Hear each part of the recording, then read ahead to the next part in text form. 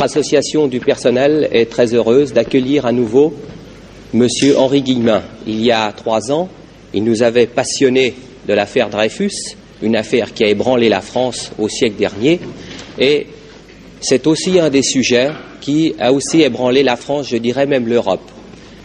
Je crois que c'est une insulte de le présenter, vous le connaissez tous puisqu'il est déjà venu ici, et pour ceux qui suivent ces conférences sur le petit écran, et je vais tout de suite lui donner la parole. Alors,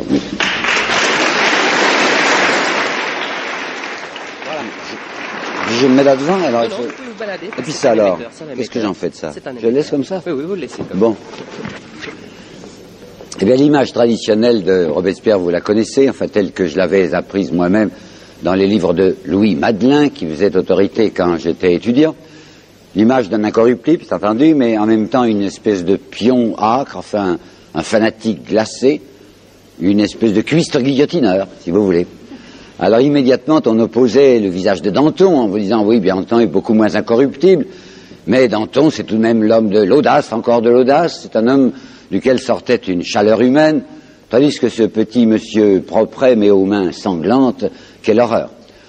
Mains sanglantes, ça me fait penser à l'image que j'ai vue en entrant, où le nom de Robespierre est accompagné de sang qui coule.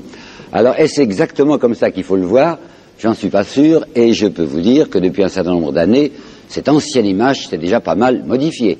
C'est Mathiez, le premier, qui était le grand rival d'Aulard, vous savez, à la Sorbonne, Mathiez.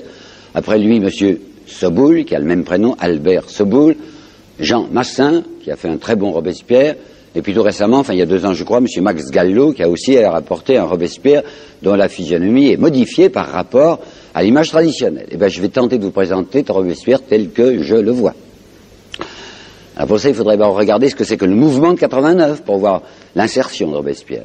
Eh bien, la chose importante à vous dire, citation de Michelet. Michelet est un grand écrivain, mais mon estime pour l'historien n'a cessé de décroître. Michelet vous affirme ceci, ce qu'il importe de savoir, c'est à quel point les idées d'intérêt furent étrangères au mouvement de 89. Et il ajoute même, oui, la Révolution fut désintéressée, c'est là son côté sublime. Je n'en crois plus rien. Voyons, qu'est-ce qui s'était passé réellement au XVIIIe siècle? La formation d'une nouvelle classe, que nous appellerons, si vous voulez, la richesse mobilière. Il y a eu cette grande expansion économique au XVIIIe siècle que vous connaissez, donc il s'était constitué une classe de financiers, d'industriels, de banquiers. Ces gens représentaient réellement une très grande part de la fortune française. Or, ils voyaient que, comme on dirait aujourd'hui, les leviers de commande étaient uniquement entre les mains de l'aristocratie. Alors, ces gens avaient envie de s'affirmer. Et ils avaient même un théoricien qui s'appelait Barnave, qui était un avocat du Dauphiné, un client des Perrier. Les Perrier, c'était de grands industriels de la région. Et Barnave a prononcé en 90 une phrase extrêmement importante, que je crois savoir par cœur. Une nouvelle distribution de la richesse appelle, c'est-à-dire exige, une nouvelle distribution du pouvoir. Autrement dit, nous qui sommes très importants dans la France, nous tenons à avoir notre part dans la gestion des affaires publiques. L'occasion qui va se présenter pour cette nouvelle classe, c'est la situation financière française en 1789, la banqueroute imminente. Les 2 raisons de la banqueroute sont les suivantes. Il y en a une très célèbre, l'autre qui l'est moins. Raison célèbre, il y avait des parasites qui ne payaient pas d'impôts. Et c'était précisément ce qu'on avait privilégié, à savoir l'aristocratie et le clergé. Mais deuxièmement, il faut aussi penser à la politique financière des rois de France, surtout Louis XV et Louis XVI, une politique d'emprunt permanent. Lorsque la France de Louis XVI décide de soutenir les insurgés d'Amérique qui vont donner les États-Unis, il faut de l'argent liquide pour faire la guerre. Necker, Suisse, vous savez, qui est au service de la France, Necker dit, mais tout l'argent que vous voudrez. Naturellement, on fait des emprunts énormes, et je vous dirai entre parenthèses que Necker s'y retrouve personnellement, parce qu'il fait semblant d'être désintéressé à ce moment-là, de n'être plus banquier, et il prête jusqu'à 14% à l'État français. C'est intéressant, un ministre des Finances qui fait du 14% personnellement, ce qui lui permettra d'acheter ensuite le château de Coppet. Bon, alors, en 1789, vous avez la situation que voici, la moitié, c'est vrai ce que je veux dire, la moitié du budget des dépenses françaises passe aux arrérages de la dette. Situation éminemment malsaine. Alors vous pensez bien que ces industriels, ces grands personnages, ces notables, ne vont pas eux-mêmes faire la révolution et descendre dans la rue. Il leur faut un bélier. Le bélier est tout trouvé, c'est la petite plèbe, c'est le petit peuple.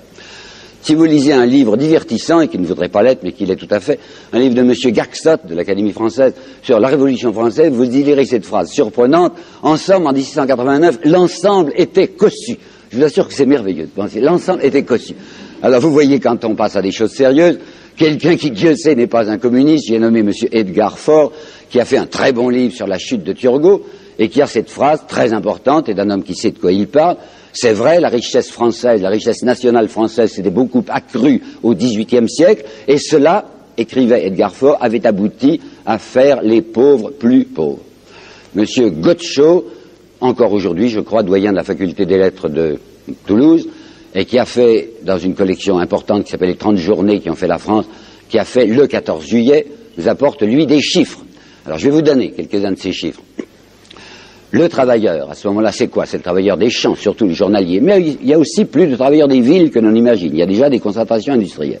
Enfin, le travailleur des champs ou le travailleur des villes gagne à peu près 20 sols par jour au XVIIIe siècle. 20 sols, pouvoir d'achat actuel, 4 à 5 francs suisses, à peu près. Bon. Ces gens ne gagnent leurs 20 sols que quand ils travaillent, bien entendu. Ben, il y a le dimanche et il y a énormément de fêtes chômées. Alors, ces gens gagnent leurs 20 sols quand ils travaillent environ 320 ou 330 jours par an. De quoi se nourrissent-ils? Ben, ils se nourrissent avant tout de ce qu'on appelait la miche de pain. On ne parlait pas de kilos à ce moment-là, ça ferait une miche d'1 kilo.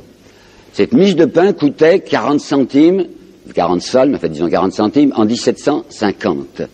Elle ne cessera pas, le prix ne cessera pas de monter. Elle va passer de 10 sous à 12 sous à 13 sous, et ce n'est pas par hasard que le 14 juillet, c'est-à-dire le jour où il y a la prise de la Bastille dont je vais vous parler, est aussi le jour où la miche de pain est le plus élevée, elle coûte 14 sous. Alors comme il faut manger tous les jours, même si on ne travaille pas tous les jours, regardez la situation de gens qui dépensent déjà 14 sous pour manger, qui gagnent 20 sous quand ils travaillent, alors qu'est-ce qu'il leur reste pour leur habitation, ou pour leur logement, quoi, ou pour leurs vêtements? Des gens donc très malheureux. Ce n'est pas étonnant que dans l'année 1788, il y avait pas mal de tumultes, des émeutes, des petites insurrections, de la misère. Et en avril 1789, les États généraux ne sont pas réunis, ils vont se réunir le 5 mai. En avril 89, à Paris, une très violente insurrection qu'on appelle l'émeute Révillon, quartier Saint-Antoine, quartier ouvrier, où il y aura, on fera donner la troupe, où il y aura environ 150 morts. C'est vous dire qu'il y avait là un bélier tout à fait disponible, c'est-à-dire de pauvres gens qui crevaient. Là, les notables qui sont réunis à Versailles d'abord, puis à Paris après, vous savez, c'est l'Assemblée dite constituante maintenant, les États généraux qui se sont transformés en Assemblée constituante, estiment que tout va bien. Le roi a en effet reculé, on va arriver à faire une constitution, et par conséquent, ces notables, c'est-à-dire la richesse mobilière, a l'impression qu'ils ont gagné. Quand brusquement, le 12 juillet 1789, le roi fait marche arrière, renvoie Necker, qui était au pouvoir et étant financier lui-même favorisait les financiers, le roi renvoie Necker et met à la place un gouvernement que nous appellerons d'extrême droite, avec Breteuil.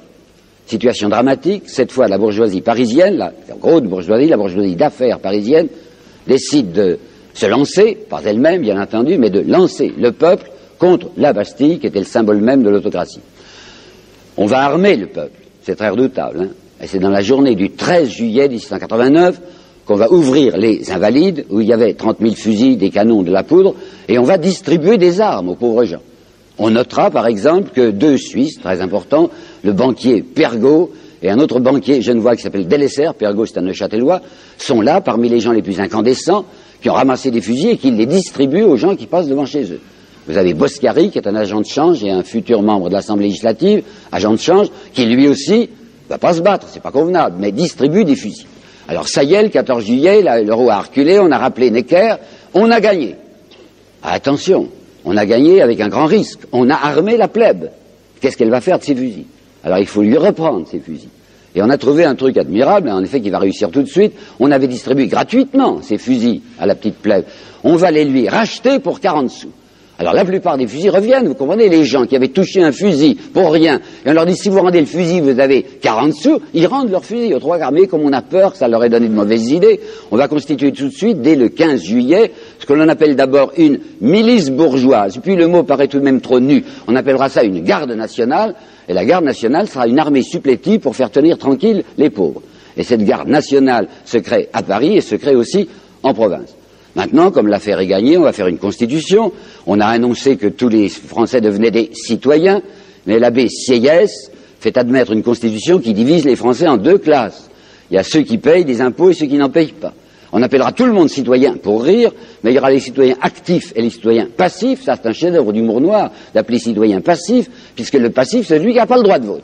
Alors, en somme, il n'y a que les possédants ou demi-possédants, parce qu'il y a un petit peu d'argent, qui auront le droit de vote. C'est ça, la Constitution.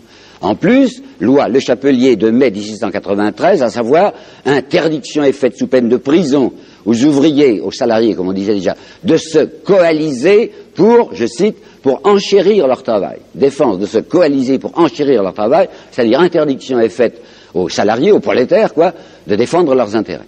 Et comme le 17 juillet 1791, les citoyens passifs se sont mêlés de ce qui ne les regardait pas, lorsque ce jour-là, après la fuite du roi à Varennes, ils ont demandé la déchéance du roi, il y avait 100 000 personnes à peu près qui étaient réunies au Champ de Mars pour signer sur un registre où les cordeliers, qui étaient des gens d'extrême gauche, avaient déposé une pétition pour que le roi soit déchu. Lafayette, chef de la garde nationale, de la garde bourgeoise, et Bailly, maire de Paris, feront tirer, et sans sommation, sur ce peuple qui est là. Vous savez, c'est une date, ce 17 juillet 91, qu'il faudrait inscrire en rouge dans les livres, au moins aussi gros que le 14 juillet. Le 17 juillet 91, sans sommation, on fera tirer sur le peuple parce qu'il se mêle de ce qui ne le regarde pas en demandant la déchéance du roi. On ne saura jamais exactement le chiffre des tués, vraisemblablement près d'1 millier. Ça, c'est une leçon donnée aux petites gens qui veulent s'occuper de la gestion des affaires nationales qui n'appartient qu'aux possédants. En somme, les constituants sont des voltairiens. Comprenez-moi bien, je ne parle pas du tout de Voltaire au sens religieux. On en parle tout le temps, mais on oublie que Voltaire avait une certaine doctrine politique. Et Voltaire avait affirmé la doctrine que voici un pays bien organisé est celui où le petit nombre fait travailler le grand nombre, est nourri par lui et le gouverne. Ça, c'est une morale entretenue. Et bien, c'est la morale de la Constitution. Il y avait un monsieur qui n'était pas d'accord, un seul, un petit avocaillon d'Arras qui s'appelait Maximilien de Robespierre. Il était tout seul à la Constituante à faire des protestations. D'où sort-il? C'est un garçon qui n'a pas eu de chance. Il a perdu sa mère tout petit. Quand il avait 9 ans, son père a disparu. On dit qu'il est allé mourir à Munich, on n'en sait rien. On croit qu'il était parti avec une femme. Toujours est-il que ce petit Robespierre de 9 ans est chef de famille, puisqu'il y a derrière lui 2 sœurs et un petit garçon qu'on appelle en famille Bonbon et qui s'appelle en réalité Augustin. La chance de notre Maximilien de Robespierre, c'est un oncle paternel qui va obtenir pour lui une bourse de l'évêque d'Arras. C'est avec de l'argent ecclésiastique qu'il va faire ses études. Études au collège Louis le Grand, bonnes études, bon travailleur. Il va faire du droit. Et à 23 ans, il va prendre la succession, après un intervalle, la succession de son père qui avait été avocat à Arras. On a quelques dessins de ce très jeune Robespierre. Il a une figure poupine. À 23 ans, il a l'air d'un gamin. Il a des yeux un peu candides. Il a le nez retroussé comme Talleyrand. Et il n'est pas particulièrement ni méchant ni gentil, enfin il est quelconque.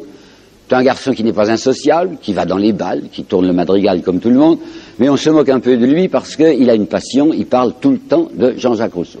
Pas le Rousseau des Confessions dit de la Nouvelle Héloïse, le Jean-Jacques du contrat social. Il est fou de Jean-Jacques, il vit de Jean-Jacques, il l'a vu et il le dit à tout le monde. Il était né en 58, Rousseau est mort en 78.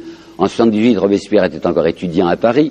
Rousseau était pas loin, à Ermenonville, chez le marquis du Jardin, vous savez. Et le petit Robespierre lui avait demandé une audience.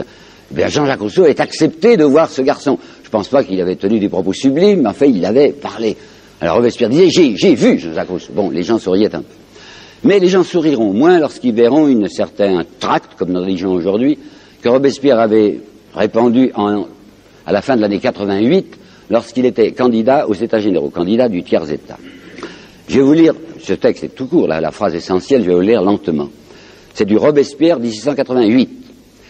La plus grande partie de nos concitoyens, la plus grande partie, est réduite par l'indigence à ce suprême degré d'abaissement où l'homme, uniquement occupé de survivre, est incapable de réfléchir aux causes de sa misère et aux droits que la nature lui a donnés. C'était terrible de demander ça, pas de dire aux gens, vous allez réfléchir aux causes de votre misère. Vous êtes des exploités, vous êtes des malheureux, prenez-en conscience. Vous comprenez que c'était terrifiant. Alors un homme qui dit des choses comme ça fait repérer tout de suite. Et même, il va encore plus loin, il va prononcer un mot terrible à la tribune, il va parler d'hypocrisie, vous entendez, hypocrisie à propos de la Déclaration des droits de l'homme. Pourquoi donc? La Déclaration des droits de l'homme votée à l'unanimité avait pour article principal, vous le savez, c'est assez souvent cité, tous les hommes naissent et demeurent libres et égaux en droit. Hein, c'est la grande phrase de la Déclaration des droits de l'homme. Tous les hommes naissent et demeurent libres et égaux en droit. Alors Robespierre dit, nous avons tous voté ça. Mais quelle application en faites-vous? L'égalité? Je ne la vois pas, l'égalité. Ces hommes qui sont tous égaux. Alors pourquoi avez-vous distingué les Français en deux groupes, les citoyens actifs et les citoyens passifs d'après leur argent? Ils sont tous libres. Eh ben, il y a aussi des citoyens noirs, puisque la France avait à ce moment-là encore quelques colonies, surtout dans les Antilles. Il avait demandé l'abolition de l'esclavage. Le lobby colonial était extrêmement puissant à la Constituante, avec Lafayette, entre autres, s'y était absolument opposé. La Constituante a maintenu l'esclavage. Et Robespierre disait, hypocrisie de dire que tous les hommes, puisque les hommes noirs, vous voulez laisser en esclavage. Et puis il y a d'autres esclaves qui ne sont pas noirs, qui sont blancs. Ce sont ces ouvriers auxquels vous interdisez de se coaliser pour défendre leur salaire. Je dis donc le mot hypocrisie parce que ni l'égalité ni la liberté ne sont respectés par vous. Il avait compris aussi ce que c'était que la fédération. Si vous lisez notre ami Michelet, vous voyez, et qui a été beaucoup répété depuis, la fédération c'est la grande fête nationale française. Ça se passe le 14 juillet 90, les gardes nationales sont venus se rassembler à Paris, la France prend conscience de son unité, il semble, paraît-il, que le patriotisme est né ce jour-là. Il ne s'agit pas de patriotisme. Il s'agit de quoi? Du premier congrès armé de la bourgeoisie. Ce sont les gardes nationales qui font tenir tranquilles les paysans ou font tenir tranquilles les ouvriers qui se sont rassemblés à Paris pour dire nous sommes les maîtres parce que nous avons les armes. Et Robespierre va dire ceci, vous voulez diviser la nation en deux classes dont l'une ne sera armée que pour contenir l'autre. C'est aux classes fortunées que vous voulez transférer la puissance. Voici des mots de Robespierre. Alors vous pensez qu'il était détesté. Un type comme Mirabeau, par exemple, qui passait pour un ami du peuple et qui était vendu. Le mot que j'emploie n'est pas un mot de polémique. Il était vendu, Mirabeau, puisque nous connaissons sa vente, son achat. Ça s'est passé en octobre 1789.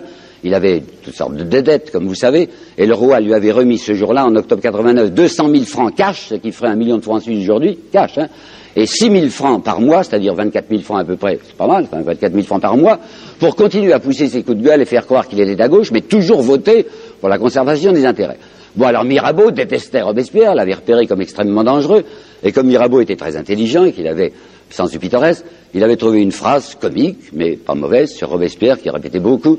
Quand M. de Robespierre monte à la tribune, il me fait penser à un chat qui a bu du vinaigre, disait-il. Quelqu'un qui n'était pas bête non plus, Dieu sait, la fille Necker, vous savez, la banquière, enfin Madame de Staël. Madame de Staël, en 1816, dira, je n'ai vu qu'une fois dans ma vie Robespierre, ses traits étaient ignobles. Oh non, pas du tout. Ses veines étaient d'une couleur verdâtre, dit-elle. Et alors la suite, il professait sur l'inégalité des rangs et des fortunes les idées les plus absurdes. Ah ben j'ai compris, fortune, verdâtre, etc. Bon. Alors je vais vous citer maintenant un texte du Journal de Paris. Il y avait 4 grands journaux à Paris à ce moment-là. Le Journal de Paris du 28 octobre 1789. C'est tout petit. C'est un compte-rendu de la séance de la veille. La séance donc du 27 octobre à l'Assemblée nationale. Cette phrase est inouïe. Elle est donc du Journal de Paris. Hier, monsieur de Robespierre est encore monté à la tribune, point. On s'est rapidement aperçu qu'il voulait encore parler en faveur des pauvres, point, et on lui a coupé la parole. Voilà comment ça s'est passé. Alors le malheureux Robespierre, quand il voit que cette révolution a pratiquement avorté, il s'aperçoit que ce que l'on a appelé la Révolution française, c'est une rixe de possédance, c'est une bagarre de nantis entre richesse mobilière et richesse immobilière, mais sur le dos de ce que Victor Hugo appellera la cariatide, c'est-à-dire les pauvres, les prolétaires, les travailleurs.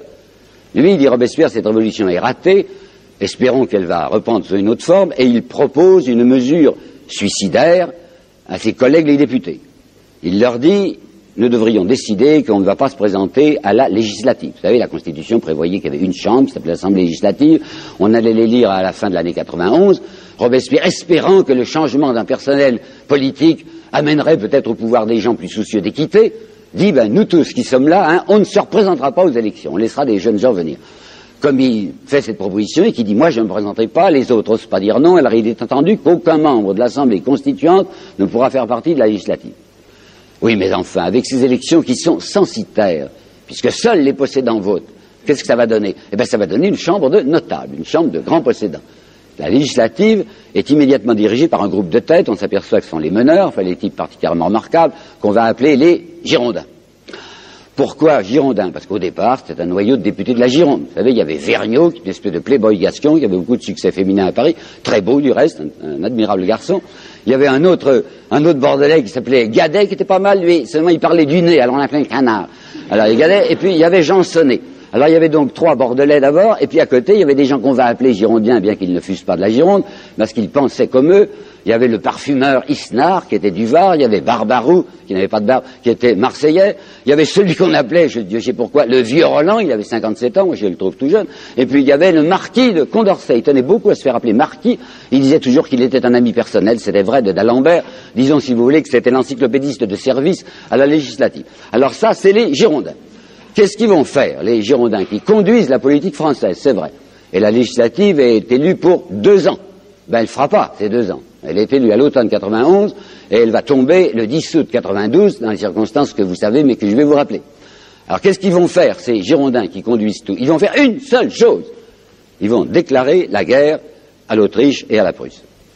Voyons, là-dessus encore, on nous dit, c'est Michelet par exemple, Michelet nous dit pourquoi la guerre, ah ben voilà, c'est parce que les Girondins étaient des hommes qui adoraient la liberté, le volcan révolutionnaire jetait ses étincelles sur le monde entier, ou encore, changeant d'image, c'est l'océan révolutionnaire qui déborde, enfin soyons sérieux. Bon, alors on nous dit d'autre part, guerre préventive, ça se fait des guerres préventives. On savait absolument que les autres allaient attaquer, que les Autrichiens et les Prussiens ne pouvaient pas tolérer cette France en désordre, que la reine était autrichienne et que par conséquent son frère, l'empereur d'Autriche, n'avait qu'une idée, c'était d'écraser les Français. Ce n'est pas vrai. Plus aucun historien aujourd'hui ne soutiendrait que la France était menacée militairement à ce moment-là. Il y avait les émigrés, bien sûr. Ils étaient environ 15 000, qui étaient à Koblenz, vous savez, sur les bords du Rhin. Ils étaient 15 000 sur les 25 millions de Français, c'était pas extrêmement dangereux, ils faisaient beaucoup de moulinets, mais ils n'étaient redoutables que s'ils avaient derrière eux la possibilité d'avoir l'appui militaire des forces autrichiennes et des forces prussiennes. Ça, c'eût été redoutable. Mais précisément, le malheur de ces immigrés, c'est qu'ils ont beau supplier les Autrichiens ou les Prussiens d'intervenir, les Autrichiens et les Prussiens ne veulent pas intervenir. Et même la reine Marie-Antoinette qui a écrit à son frère l'empereur en lui disant « Le plus grand service que vous pourriez nous rendre serait de nous tomber immédiatement sur le corps », l'empereur d'Autriche ne veut rien entendre. Pourquoi? Parce que l'Autriche et la Prusse ont leurs yeux fixés sur l'Est et non pas sur l'Ouest. Sur l'Est, c'est-à-dire la Pologne. Vous vous rappelez le fameux destin de la Pologne au XVIIIe siècle, gâteau que tout le monde mangeait. Non, ils étaient 3 à le manger.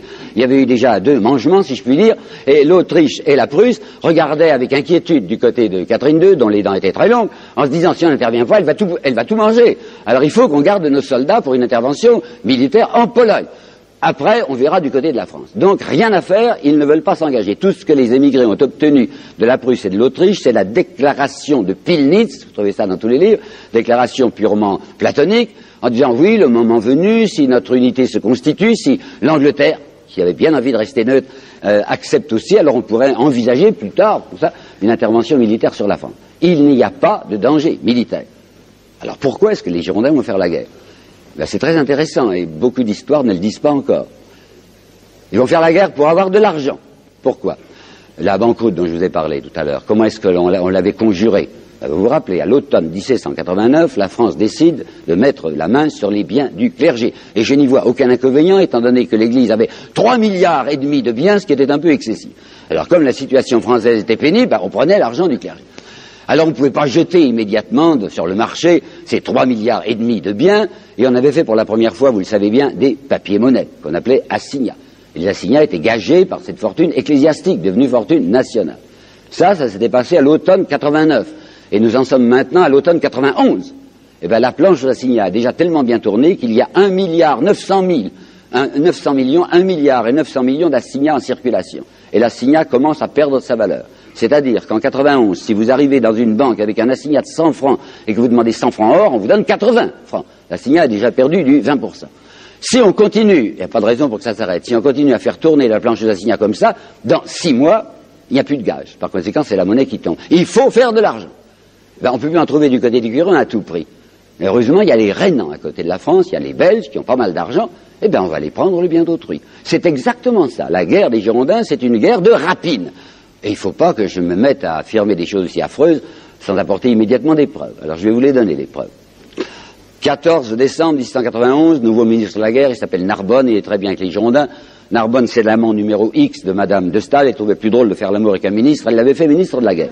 Alors, le 14 décembre 91, il est à la tribune, ce Narbonne, et il dit la phrase suivante, qui est à l'officiel, un peu que vous pouvez vérifier. Il faut faire la guerre, point. Le sort des créanciers de l'État en dépend. Ben, on ne peut pas être plus net, n'est-ce pas? Si on ne fait pas la guerre, le sort des créanciers de l'État, il est fichu. Le 29 décembre 91, Brissot, qui est apparenté, comme nous dirions, apparenté aux Girondins, lui aussi fait cette déclaration. Écoutez bien, la guerre est indispensable à nos finances et à la tranquillité intérieure. Je vous demande de garder la tranquillité intérieure dans un coin de votre mémoire. Indispensable à nos finances et à la tranquillité intérieure.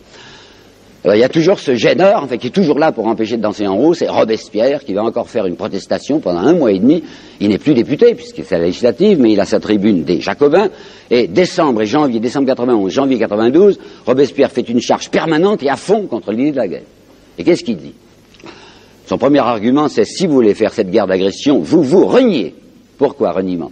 Parce que la Constituante, à un moment où vous n'avez pas besoin d'argent, avait accepté, à l'unanimité, de voter une proposition de Robespierre. Ça s'était passé en mai 90, 23 mai, je crois, 90, et Robespierre avait fait voter par la Constituante ceci: la nation française déclare solennellement qu'elle ne fera plus jamais de guerre d'agression. Ce monsieur Gaxot, dont je vous ai parlé tout à l'heure, dans ce gentil livre sur la Révolution française, dit c'était une sottise humanitaire que proposait Robespierre. Alors je vous demande de réfléchir un instant à ce qui ça serait passé si la France avait réellement fait ce que Robespierre lui demandait. Qu'est-ce que c'était que la politique internationale à ce moment-là? Comme aujourd'hui, c'était la jungle, les gros mangeant les petits. La France, je ne suis pas particulièrement chauvin, mais enfin la France, à ce moment-là, représentait la première nation d'Europe, la plus peuplée, 26 millions d'habitants, celle qui était soi-disant la plus lettrée. Eh bien, si la France avait réellement, à partir de 1790, décidé que plus jamais elle ne ferait de guerre de conquête et de guerre d'agression, il me semble qu'un pas eût été accompli dans le sens de la civilisation. Bon, alors on avait voté parce qu'à ce moment-là, il n'y avait pas de problème de guerre. Mais maintenant que la guerre s'imposait pour des raisons financières que vous avez vues, reniement, disait Robespierre, vous avez promis que la France n'attaquerait pas et elle va attaquer. Les Girondins disent, ce que répétera M. Michelet, c'est une guerre de générosité que nous faisons, c'est pour répandre nos idées.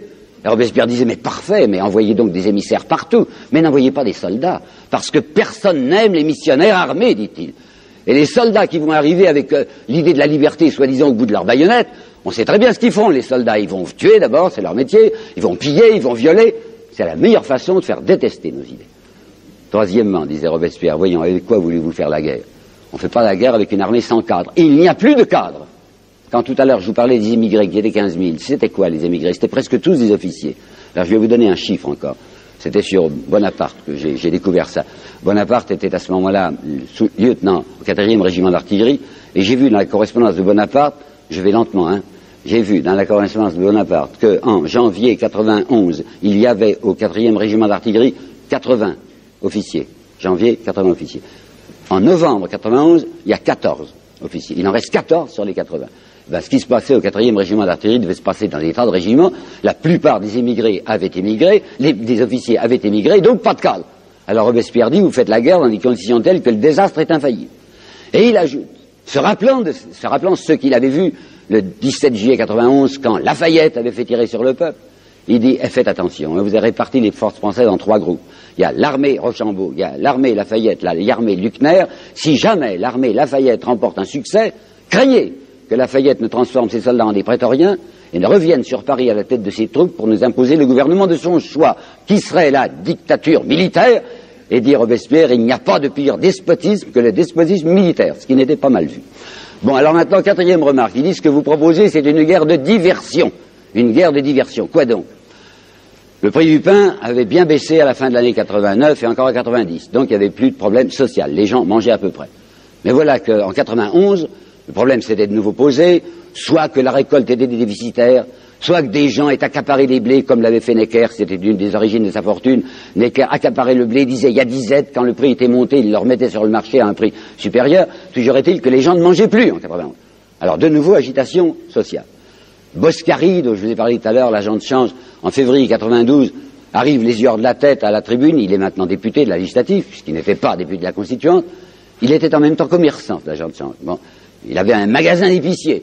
Et il dit, c'est passé une chose épouvantable, ce matin, des ménagères sont entrées dans mon épicerie et ont volé des piles de savon. C'était vrai, c'était une chose extrêmement indigne, il avait annoncé une augmentation massive du prix du savon, les femmes ont pris ça très mal, c'était venu voler le savon, ce qui était déjà très coupable. Mais alors, ce qui se passe le 3 mars 92, tout à côté de Paris, c'est infiniment plus grave. C'est à Étampes que ça se passe. Les ouvriers agricoles d'Étampes, qui ne mangent pas à leur faim, sont venus trouver le maire. Le maire s'appelle Simoneau, c'était un petit industriel, c'était un tanneur. Et et c'est la première fois qu'on entend parler d'un mot qui va être si célèbre pendant la Révolution, ces gens demandent le maximum. Vous savez, aujourd'hui on dit maximum, mais ils disaient maximum, alors je prononcerai comme eux. Ça veut dire quoi le maximum? Ces gens demandent une intervention des pouvoirs publics, soit municipaux, soit départementaux, soit nationaux, pour fixer le prix de vente des denrées de première nécessité, et avant tout le prix de vente du pain. Ça, c'est inqualifiable. Les Girondins disent que c'est intolérable. Ce sont des amis de la liberté, comme vous savez. La première liberté pour eux, c'est la liberté économique. On ne doit pas intervenir sur les marges bénéficiaires. C'est à ce moment-là même que M. Roland, le vieux Roland dont je vous parlais, prononce cette phrase: tout ce que l'Assemblée, la législative, tout ce que l'Assemblée peut faire en matière économique, c'est de déclarer qu'elle n'interviendra jamais. Qu'elle n'interviendra jamais. Alors, comme le maire leur dit: non, non, n'y comptez pas, ça, jamais je ne taxerai le pain, les types qui crèvent le tuent. C'est le premier mort, un des premiers morts de la Révolution, enfin le mort pour la propriété, si vous voulez. Les Girondins sont complètement affolés en se disant: il faut faire la guerre. Vous vous rappelez Bristow, la guerre est indispensable à la tranquillité intérieure, puisqu'il y a une législation sociale. Il faut vite déguiser les soldats en conscrits, les jeunes gens en conscrits, les envoyer à la caserne, les envoyer sur le front, parce que nous pouvons espérer quelques résultats militaires, et surtout, ça fera une ponction sur la classe ouvrière, et tous ces petits prolétaires ne nous embêteront plus, puisqu'ils seront des soldats. Robespierre l'avait vu et le dit. Cinquièmement, dit Robespierre, vous, Girondins, qui attaquez tout le temps le parti autrichien qui est aux Tuileries, c'est vrai, il y avait un parti autrichien qui était le parti de la reine, vous ne voyez donc pas qu'en demandant la guerre, vous faites le jeu de la cour. Michelet, en 1869, dans une postface à son histoire, répondant à une attaque de Louis Blanc, Michelet dira: Monsieur Louis Blanc a repris les calomnies de Robespierre contre les Girondins qui, soi-disant, faisaient le jeu de la cour. Et Michelet n'hésite pas à écrire: la guerre, la cour en avait peur, virgule, une peur effroyable. Alors je vais vous montrer la peur effroyable que la cour avait de la guerre. Vous vous rappelez déjà ce qu'a dit Marie-Antoinette en demandant à son frère d'intervenir militairement le plus vite possible, mais voici une phrase de Louis XVI. Elle est du 14 décembre, c'est-à-dire le même jour où il y avait le discours de Narbonne que je vous citais tout à l'heure. Le 14 décembre 91, le roi de France, Louis XVI, écrivant à son ami le baron de Breteuil, qui a été ministre pendant 2 jours, vous vous rappelez, 12, 13 et 14 juillet, et qui est maintenant réfugié à Bruxelles. Le 14 décembre 91, le roi Louis XVI, écrivant à Breteuil, lui dit: l'état physique et moral de l'armée française, l'état physique et moral de l'armée française est tel qu'elle ne peut même pas faire 6 mois de campagne. Conclusion, il faut faire la guerre le plus vite possible, parce qu'il y aura un désastre et qu'on pourra rétablir la situation telle qu'elle devait être en 1688. Alors le roi va faire que les responsables de l'affaire prennent leurs responsabilités, il va appeler un ministère girondin, et c'est un ministère girondin qui, le 20 avril 92, va déclarer la guerre à l'Autriche. Le résultat ne s'est pas fait attendre. Dès le 25, désastre, l'armée de Luckner, je dois vous dire entre parenthèses que Marie-Antoinette, par l'intermédiaire de son ex-amant Fersen, avait averti les Autrichiens du mouvement. On a le petit billet où il dit à Fersen: l'armée de Luckner va faire mouvement, avertissez qui de droit. Bon, l'armée de Luckner s'avance du côté de Tournai, 2 régiments de dragons commandés par les officiers qui étaient restés sur place, imaginant qu'ils pourraient rendre de meilleurs services en restant. 2 régiments de dragons désertent, les officiers passent du côté des Autrichiens. Les Français, sans doute pour faire aimer la Révolution, brûlent les faubourgs de Tournai avant de se retirer. C'est, si vous voulez, le front, comme on disait, comme on dit, qu'on ira depuis, qui est ouvert. Les Autrichiens peuvent foncer sur Paris, puisqu'il n'y a plus d'armée française, elle s'est volatilisée du côté de Luckner. Ils n'avancent pas. La reine et le roi se rongent les poings en disant: mais la route est libre, ils ne viennent pas. Ils ne viennent pas parce que l'affaire de la Pologne n'est pas encore réglée. Alors, faute d'intervention militaire, on peut au moins faire une intervention orale, et tout ce que le roi et la reine obtiennent, c'est le fameux manifeste de Brunswick. Tous les livres d'histoire vous en parlent. Manifeste de Brunswick, déclaration signée, rédigée, mais surtout signée par le chef du corps expéditionnaire prussien qui s'appelait le duc de Brunswick. Avait collaboré à la rédaction de ce document un Genevois qui s'appelait Mallet-Dupan, je me demande ce qu'il faisait là-dedans, enfin il avait du style, alors il écrivait. Et qu'est-ce que c'était cette déclaration? C'était une mise en garde adressée aux Parisiens. Si jamais, avant notre arrivée, disaient les Austro-Prussiens, vous faites le moindre outrage au roi et à sa famille, Paris sera livré à une totale subversion. C'est extrêmement dangereux d'écrire ça, puisque les envahisseurs annonçaient qu'ils avaient partie liée avec la cour. Ils comptaient sur des Français terrorisés, se mettant à plat ventre devant eux. Le résultat a été une indignation furieuse des Parisiens en disant: enfin, ça ne passera pas comme ça. Et le 10 août 92, la plaide se jette sur les Tuileries, le roi est déchu, Robespierre, qui est membre de la commune insurrectionnelle, fait voter immédiatement le suffrage universel. Alors oui, ça c'est la Révolution. savez, quand on dit la Révolution française, il ne faut pas confondre. Hein. De 89 à 92, c'est une fausse révolution, c'est la réformette dont je vous ai parlé, la bagarre des nantis, mais à partir de 1792, c'est la Révolution. Et Madame de Staël s'y trompera si peu que dans ses considérations sur la Révolution française de 1816, elle écrira « Dès lors, la Révolution changea d'objet. Les gens de la classe ouvrière s'imaginèrent que le joug de la disparité des fortunes allait cesser de peser sur eux. » Et en d'autres termes, plus imagés, Chateaubriand dira dans une phrase trop peu citée que je trouve admirable des Mémoires d'Outre-Tombe, à partir du 10 août 92, les sabots frappaient à la porte des gens à souliers. Bon, suffrage universel. Qu'est-ce que peut bien être le suffrage universel dans cette France qui est presque totalement analphabète? Il y a 85% des Français qui ne savent ni lire ni écrire. Parce que quand on annonce suffrage universel et tout le monde peut voter, très très peu de gens votent. Il y avait environ 5 millions ou 5 à 6 millions d'électeurs qui pouvaient être inscrits, enfin qui étaient des Français qui avaient âge de voter. Il y aura 1 300 000, pas plus, qui voteront. La plupart ne votent pas, ils ne comprennent pas de quoi il s'agit, ces pauvres paysans. Et ceux qui vont voter, ce sont ceux qui sont encore dociles à leurs notables, les nouveaux notables, les aristocrates sont partis, c'est des bourgeois qui ont acheté les châteaux. Alors les bourgeois disent, voilà comment il faut voter. Résultat, sur les 750 membres de la nouvelle Assemblée, cette nouvelle Assemblée qu'on aurait dû appeler la Constituante numéro 2, puisque une constituante c'est fait pour faire une constitution et qu'il y a une constitution républicaine à faire maintenant. Mais on n'avait pas encore l'idée de répéter constituante, ça c'est réservé pour des conciles, de mettre un numéro 1, Vatican I, Vatican II. Alors on avait trouvé, à cause de l'américanisme en vogue, on avait trouvé un mot anglais, convention, mais les Français ne savaient pas, alors ils disaient tous convention, hein, alors c'est entendu en faire une convention. Alors pour les élections à la convention, pour les 750 membres, alors que toute la France rurale et artisanale vote, sur 750 membres, il y a 2 représentants de la classe ouvrière. Il y a un quart d'heure de laine de Reims qui s'appelle Armonville et un ouvrier armurier de Saint-Étienne qui s'appelle Noël Pointe. C'est tout. Tout le reste, c'est des bourgeois, c'est des notables. Avec les Girondins qui sont là plus virulents que jamais et avec les anciens de la Constituante qui cette fois ont le droit de se présenter. Alors on voit reparaître le Boissy d'Anglas, le Sieyès, en fait tout le vieux personnel est là. Robespierre, qui se rend compte que c'est extrêmement dangereux et qui n'obtiendra pas grand-chose, annonce que, puisqu'on fait une constitution républicaine, il faut mettre un certain article dans cette constitution républicaine sur la propriété. Robespierre et la propriété. J'ai lu dans un certain nombre de livres que Robespierre était un pré-communiste. Moi, je croyais que le communisme était un collectivisme, c'est-à-dire que c'est la nation qui s'empare des éléments de production. Jamais Robespierre n'a songé à ça. Robespierre est rousseauiste, si vous avez eu le contrat social qui, de ce côté-là, est assez enfantin. L'idée sociale de Rousseau, c'est que répartition assez équitable de propriété, chacun ait son petit lopin de terre. Ben, c'est ça la pensée de Robespierre. Seulement, si Robespierre n'est en rien collectiviste, il dit que la propriété doit connaître des limites. Alors, dans un certain discours, il déclare ceci. Il y a dans votre déclaration des droits de l'homme un adjectif inédit, et il a raison. La déclaration des droits de l'homme à propos de la propriété avait dit la propriété est inviolable, soit, et sacrée. Ah, c'était la première fois qu'on employait un mot religieux pour la propriété. Mais je vous l'ai dit déjà, les constituants étaient des gens positifs, des voltairiens, savaient distinguer ce qui est réel et ce qui est irréel. Alors les choses sacrées, les choses religieuses, ça n'a pas de consistance. La propriété, ça, c'est une chose respectable, donc on va mettre sacré. Alors Robespierre dit, vous avez déclaré que la propriété était sacrée. Demandez donc à un négrier, puisque vous n'avez pas voulu abolir l'esclavage, demandez à un négrier sa propriété. Il va vous montrer, dit Robespierre, vous désignez du doigt un bateau. Non, je me trompe, dit Robespierre, un vaisseau flottant, un cercueil flottant. Un cercueil flottant plein de femmes et d'enfants, d'hommes et d'enfants à la peau noire. Et il vous dira en toute conscience et appuyé par vous-même, ceci est ma propriété. Ma propriété est sacrée. Robespierre dit, mais vous savez bien que c'est pas possible. On ne peut pas être propriétaire d'êtres humains.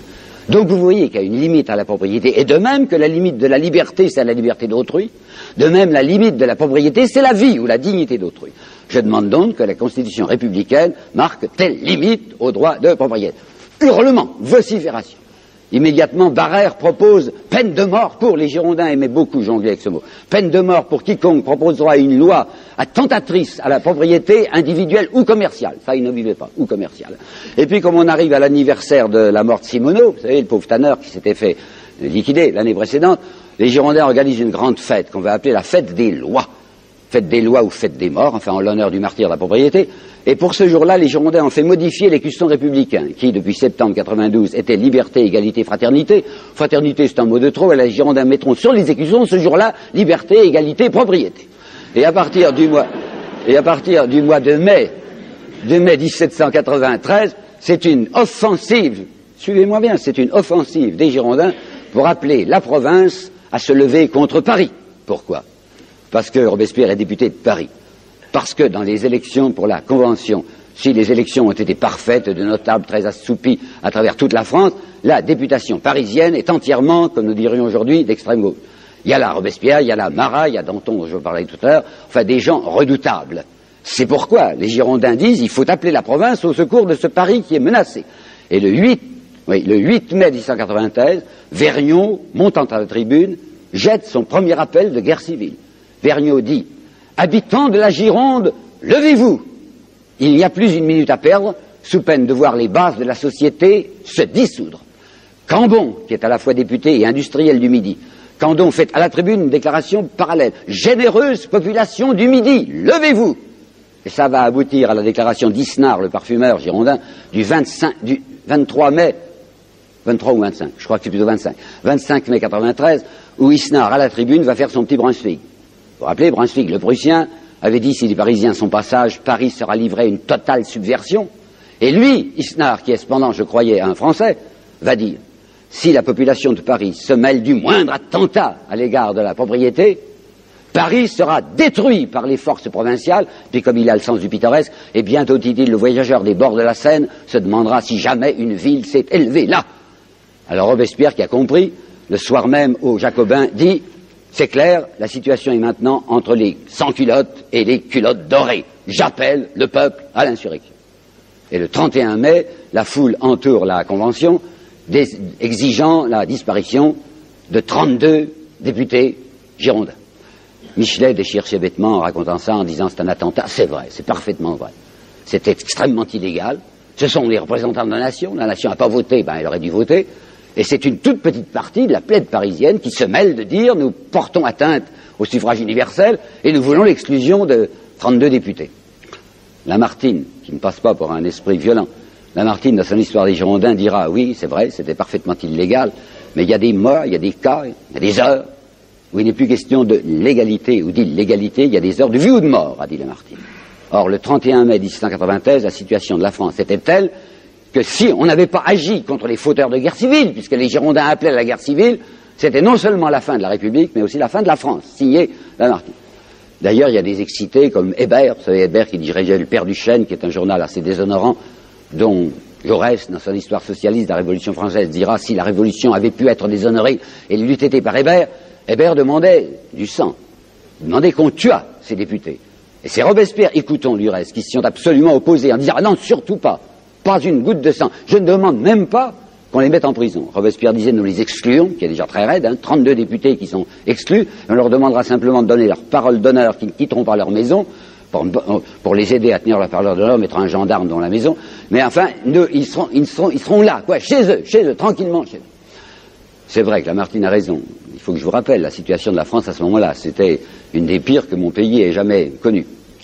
Robespierre s'était méfié des généraux, et il avait quelques raisons, parce que Lafayette, qui commandait un des 3 corps d'armée, quand il avait vu arriver le 12 août, c'est-à-dire la République, avait trouvé cette République inacceptable, et le 19 août 92, donc 9 jours après l'insurrection parisienne, ce chef de corps d'armée française avait déserté. Robespierre était passé de l'autre côté. Il n'avait pas offert ses services à l'ennemi, mais il avait dit je ne me bats plus, je ne veux plus défendre un pays qui ne m'intéresse pas. Mais Dumouriez, l'année suivante, avait fait bien pire. Le 4 avril 93, Dumouriez, qui lui n'était pas simplement responsable comme Robespierre d'une partie du front, comme Lafayette d'une partie du front, mais de tout le front français, après l'échec qu'il avait subi le 18 mars à Neerwinden, était passé du côté des Autrichiens, entraînant avec lui tout son état-major, dans lequel il y avait un certain petit duc de Chartres qui deviendra Louis-Philippe. L'entrée du roi Louis-Philippe dans la politique française, c'est sa trahison avec Dumouriez. Eh bien, toujours est-il que Dumouriez est passé de l'autre côté, a offert ses services à l'envahisseur, qui du reste ne l'utilisera pas, on le verra reparaître que beaucoup plus tard. Le front était crevé, et à ce moment-là, l'affaire de Pologne était réglée. Et cette fois, les Austro-Prussiens vont avancer. Bon, alors, péril terrible sur Paris. Deuxièmement, le 10 mars 93, et je vous explique la situation fin mai, début juin, le 10 mars 93, tous les départements de l'Ouest avaient pris feu. C'est ce qu'on appelle, d'un mot simplifiant, la Vendée, l'insurrection de Vendée, Or, vous savez où ça se trouve, la Vendée à un certain point français, mais en réalité, c'est la Bretagne aussi, il faudrait dire Bretagne et Vendée, qui avait pris feu. Là, je tiens à vous dire très rapidement une rectification.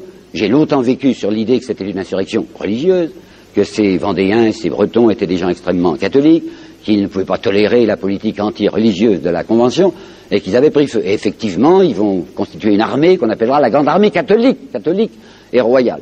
Ce n'est pas vrai, ça ne s'est pas passé comme ça. Il n'y avait plus de persécution religieuse en 93, à cause de Robespierre. Robespierre était franc-maçon, il était donc non catholique, mais il ne voulait absolument pas qu'on persécutât quiconque pour ses opinions religieuses.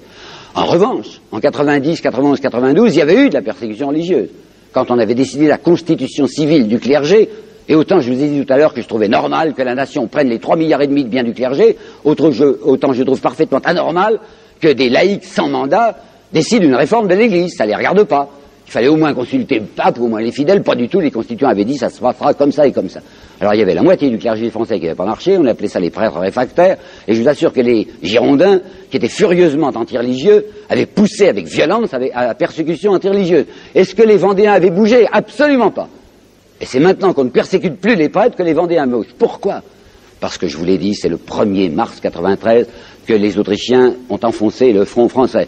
Parce que le territoire français est menacé, parce que la Convention vient de demander une levée générale, on n'ose pas encore parler de conscription, mais on dit il faut que tout le monde défende le sol national, et quand on demande aux paysans de Bretagne ou de Vendée de prendre les armes pour aller défendre cette frontière de l'Est, ils ne savent même pas où c'est, pas question.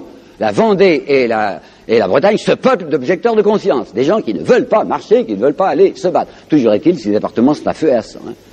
Et les Girondins, il y a Vergniaud et quelques-uns qui étaient d'honnêtes gens, qui, ayant donné leur parole d'honneur, ont maintenu leur parole d'honneur, n'ont pas bougé, d'ailleurs ça leur coûtera la tête. Mais la plupart des autres, malgré leur parole d'honneur, sont partis. Et qu'est-ce qu'ils ont fait? Les Girondins ont eu à ce moment-là parti lié avec les royalistes et ont mis en insurrection tous les départements où ils étaient importants. Si bien qu'au 1er juin 1693, 60 départements sur les 90 départements français sont en état d'insurrection. Vous voyez la gravité de la situation. Il y a quelqu'un à ce moment-là qui est très important, dont je ne vous ai pas encore parlé, c'est Danton. Je n'en ai pas parlé parce que je réservais pour maintenant, et c'est en effet à partir de 93 qu'il va avoir un grand rôle. Autant Robespierre était un fanatique, qui a une certaine idée, enfin il a une doctrine, il a une doctrine sociale, autant il est impossible de savoir quelles sont les idées politiques de Danton. Danton n'en a pas. Danton, c'est un opportuniste. Danton, c'est quelqu'un qui a fait un riche mariage, il épouse une cabaretière de Paris qui avait une propriété à Sèvres, enfin un monsieur déjà opulent, il sort pas de rien, lui, Pierre Robespierre n'avait pas le sou, tandis que Danton, son père qui était procureur à Arcis-sur-Aube, avait déjà une certaine fortune, et on voit Danton considérer surtout la Révolution comme une occasion d'avancement personnel, je dirais, si vous voulez, au trouble bonne pêche. Et effectivement, Danton, qui est un disciple du Mirabeau, va être lui aussi acheté. Ne croyez pas que je fais de la polémique. Preuve, le 10 mars 91, Mirabeau est encore vivant, il n'en a plus pour longtemps. Ça, il va mourir le 2 avril, il va mourir entre deux putains, enfin on meurt comme on peut, mais il était encore vivant le 10 avril. Eh bien le 10 avril 91, Mirabeau écrivait à Lamarque. Lamarque, c'était un monsieur, un Belge du reste, qui était chargé par le roi de gérer sa liste civile. Le roi avait une belle liste civile, 25 millions de l'époque, ça fait plus de 100 millions d'aujourd'hui, c'était pas mal. Alors avec cette liste civile, il pouvait se payer des collaborateurs. Mais évidemment, plus les consciences étaient élevées, plus le prix était cher. Vous avez vu ce qu'avait coûté la conscience de Mirabeau, à peu près 1 million. Alors le 10 mars 91, Mirabeau écrit à Lamarque, selon vos instructions, hier 9 mars 91, j'ai remis 30 000 livres à M. Danton. Donc Danton est acheté par la cour en secret. Et c'est là où, vous savez, souvent on me dit, vous êtes l'homme des petits papiers, il ne faut pas regarder ça. Les petits papiers, ça apprend des tas de choses. Et M. Mathiez avait été voir les petits papiers d'Arcis-sur-Aube, là où Danton avait sa origine familiale. Et il a trouvé qu'à la fin de l'année 91 et début de l'année 92, Danton s'était très joliment arrondi. Il avait acheté l'ancien prieuré ecclésiastique de Nuisements, il avait acheté Saint-Jean-du-Désert, il avait acheté une magnifique gentilhommière au centre d'Arcis-sur-Aube avec de vastes communs et de grandes dépendances et un beau parc, juste à côté du pont d'Arcis-sur-Aube. Enfin, la Révolution rapportait. On sait par Alexandre Lameth, dont les mémoires parurent sur la Restauration, que Danton politiquement disait comme ceci: je déteste leur sale démocratie, à propos de Robespierre, sale démocratie, je ne veux pas de leur république de Visigoth. Voilà la politique Danton. Danton était très intéressé par les affaires de fournitures militaires. Aujourd'hui c'est fini, on ne s'enrichit plus dans les fournitures militaires, mais à ce moment-là vous n'imaginez pas ce qu'on faisait. Il y avait un certain abbé, l'abbé d'Espagnac, dont monsieur Mathiez a suivi les comportements. L'abbé d'Espagnac, qui était un fournisseur militaire, se faisait, suivez-moi, je vous dis les chiffres fournis par M. Mathiez, se faisait de 5 à 6 millions de l'époque, et pas, il ne se faisait jamais payer un assignat, hein, toujours numéraire, 5 à 6 millions par mois de bénéfices dans les fournitures d'Israël. C'était le meilleur ami de Danton. Danton ne le quittait pas. Et dès que Dumouriez était entré en Belgique, Danton et Dumouriez étaient en cheville. Danton faisait des voyages permanents entre la Belgique et la France. Il avait eu un incident à Béthune un jour où il rentrait dans sa petite calèche personnelle, suivi de 2 fourgons. Les douaniers inconvenants lui avaient demandé d'ouvrir les fourgons. On avait trouvé un fourgon plein de dentelles, un autre fourgon qui était plein d'argenterie. Qu'est-ce que c'est? Danton avait dit ça, c'est des biens nationaux. Ah bon, biens nationaux. Alors il était rentré et cet homme, c'est Danton dont je vous parle, avait décidé que la situation devenant très dramatique, et allant devenir très dramatique, il était important peut-être qu'il en profitât. Alors il s'était fait nommer au comité de salut public, que l'on avait créé le 6 avril 1893, et il était devenu pratiquement le personnage le plus important. En avril 80. Mais cette situation dramatique qu'il avait espéré maîtriser devenait de plus en plus dramatique, si bien qu'au renouvellement, le renouvellement était mensuel, chose que j'ai longtemps ignorée. Le comité de salut public est renouvelé mois par mois.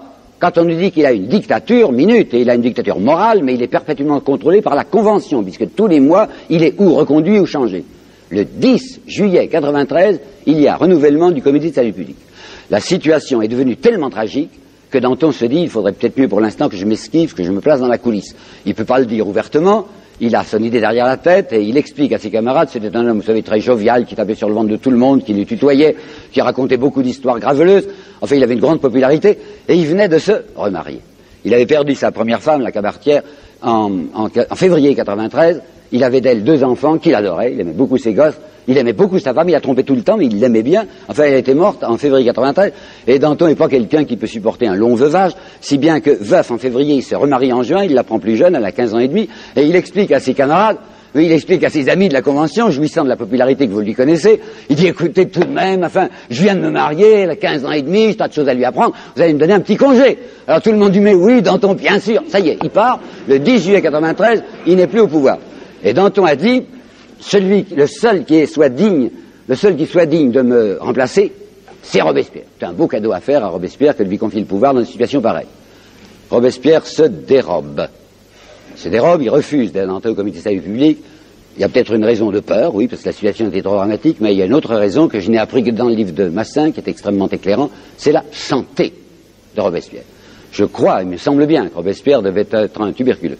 Le 12 juin, aux Jacobins, il avait dit « Je crois que je vais démissionner ». Il y a 5 ans que cet homme était sur la brèche, il est tout le temps fiévreux, je n'ai plus la force de continuer mon travail, avait-il dit. Le 12 juin. Puis il avait fini par ne pas donner sa démission, il refuse d'entrer au pouvoir le 10 juillet, il a honte, et le 27 juillet, une vacance vient de se produire, un nommé Gasparin s'est retiré du comité de salut public, tout le monde à l'Assemblée crie « Allez, Danton, allez, Robespierre, à vous !» Il y entre. Il va rejoindre les 3 qu'il avait délégués avant lui, c'était Couthon, c'était Saint-Just, c'était Bon-Saint-André, le pasteur Bon-Saint-André, qui est un homme très remarquable sur lequel il n'y a pas encore d'études suffisantes. Il va rejoindre ses camarades au comité de salut public le 27 juillet 93, et peut-être savez-vous déjà que quand on va le tuer, le 9 Thermidor, c'est le 27 juillet 94. Donc quand Robespierre entre au pouvoir, il a très exactement 1 an à vivre, et pas un jour de plus. Alors c'est peut-être le moment de regarder d'un peu plus près ce gringalet aux yeux pâles. Eh bien, il habite chez un menuisier, Duplay, vous savez, c'est à partir d'octobre 91 qu'il est là. Les Duplay, papa Duplay, maman Duplay, 2 filles Duplay et un garçon qui s'était engagé, qui avait déjà une jambe de bois, disaient à Robespierre, pour lequel ils avaient une estime passionnée, monsieur Robespierre, venez chez nous. Robespierre a dit, oui, si vous voulez, mais alors je paye. Oh, pas question, avait dit Duplay, quel honneur. Et en effet, les Duplay n'étaient pas pauvres. On dit menuisier, c'est vrai, mais c'était pas un artisan menuisier, c'était un patron menuisier qui avait 8 ouvriers. Alors Robespierre accepte d'aller vivre chez eux à condition de payer son entretien. Ils sont très embêtés, mais Robespierre payera, il y tient bien. Alors il s'est logé tout au sommet de la maison, sa petite chambre, c'est une espèce de cellule, vous savez, c'est une chambre mansardée, donne sur la cour intérieure, ça sent le sapin, il y a tout le temps du bois qui sèche là-dedans, et ameublement misérable, volontairement du reste, il y a 2 tréteaux sur lesquels il y a une planche de sapin où il travaille, il a fait mettre des rayons pour ses bouquins, et il y a un lit de fer dans un coin, c'est ça la chambre de Robespierre. Il est vrai qu'il y a des tas de dessins de lui, ce qui permet à ses adversaires de dire qu'il était narcissiste, il se contemplait tout le temps. Mais non, c'est maman Duplay, en tout bien tout honneur, qui était passionnée de lui, et qui tapissait sa chambre d'images de lui qu'on vendait dans les rues. Peut-être qu'il y trouvait plaisir, peut-être, mais enfin c'est vrai, c'est maman Duplay. Oui. C'est un C'est un garçon qui n'a pas de femme dans sa vie. Et ça amuse beaucoup Danton. Déjà, Danton savait que Robespierre tenait à payer sa pension, et Danton avait utilisé cette charmante formule. Il avait dû dire que l'argent lui fait peur. Oh, à Danton, ça ne lui faisait pas peur du tout. Mais enfin, Robespierre tenait. Alors, quand Danton avait su aussi qu'on avait beau surveiller Robespierre, il n'avait pas de maîtresse. Pourtant, il y avait les deux filles, il a les deux filles Duplay. Il y en a une qui va épouser un ami de Robespierre, député du Nord comme lui, qui s'appelait Lebas. Ça, c'est Élisabeth. Et puis il y avait Éléonore, qui je crois était assez amoureuse de Robespierre, et Maman Duplay aurait été des folles de joie d'avoir Robespierre pour gendre, et lui présentait ce jour son Éléonore. Et d'après les mémoires d'Élisabeth, il aurait dit à un moment que peut-être, il se marierait après. Et je suis convaincu que quand il disait après, il mentait. Qu'il sentait qu'il n'y aurait pas d'après. Ou bien qu'il allait y perdre la vie, ou bien qu'il allait mourir de sa tuberculose. Ah, au moment où j'en suis venu de la vie, vous savez, je crois comprendre maintenant ce que c'est que les obsédés sexuels. C'est les gens qui n'ont pas connu une tentation plus grande. Eh ben, je vois par exemple un homme comme Lamartine, que j'ai bien étudié, un homme comme Jaurès, que j'ai bien étudié. Il n'y a pas de femme dans leur vie. Parce que quand un type est passionné par une idée au point où il était Robespierre, c'est ça qui compte le plus. Robespierre, c'est quelqu'un qui croyait à ce qu'il disait, et même c'est une phrase bien amusante de Mirabeau contre lui que j'avais réservée tout à l'heure pour vous la citer maintenant. Mirabeau avait osé dire avec un incroyable cynisme, Monsieur de Robespierre est disqualifié pour la politique car il croit tout ce qu'il dit, disait Mirabeau. Eh bien c'est vrai, c'était un homme qui avait une grande idée, l'idée que personne ne s'occupe des écrasés, des humiliés, des déshérités. Eh bien moi, Robespierre, je voudrais le faire. Bien. Alors qu'est-ce qu'il va faire? Eh bien il va en mettre un coup, je vous assure. Il va commencer, il l'avait déjà demandé à Couthon et à ses camarades, par l'abolition des droits féodaux. Alors vous devez dire que je déraille, étant donné que chacun sait que les droits féodaux, c'est la nuit du 4 août où ils ont été abolis. Il faut lire, je vous le recommande, la page de M. Michelet à ce propos. C'est magnifique. Jamais il n'a été plus beau, il est saisi de transport lyrique, il finit par crier, il n'y avait plus à ce moment-là, plus de classe en France, rien que des Français à part entière, vive la France. C'est dans le texte de Michelet. Vous savez ce qui s'était passé en vérité? Il y avait un certain nombre de châteaux qui s'étaient mis à brûler, parce que les paysans avaient envoyé des délégués, états généraux, ils n'y comprenaient pas grand-chose, mais il y avait deux choses qui les intéressaient, les paysans, c'était de plus payer les dîmes ecclésiastiques et de plus payer les droits féodaux. Les gens étaient réunis, les députés étaient réunis depuis le 5 mai. Après le 14 juillet, où ils ont su qu'il s'était passé de drôles de choses à Paris, les paysans dans cette région s'impatientent et disent, et nos dîmes, et nos droits féodaux. Alors comme ils voient que rien ne se passe, ils mettent le feu à un certain nombre de châteaux et même de châtelains, épouvante à la Constituante. Alors dans la nuit du 4 août, comme on sait que ça flambe un peu partout, et qu'il faut jeter sur ce feu, non certes de l'huile, mais de l'eau, il y a le duc d'Aiguillon qui va monter à la tribune et qui va faire une grande déclaration en disant, l'aristocratie est prête à renoncer à ses droits féodaux. Ce qui fait que les journaux le lendemain, avec des manchettes, il n'y en avait pas, mais enfin un gros caractère, vont dire l'aristocratie est prête à renoncer à ses droits féodaux. Et tout le monde croit que ce jour-là, l'aristocratie y avait renoncé.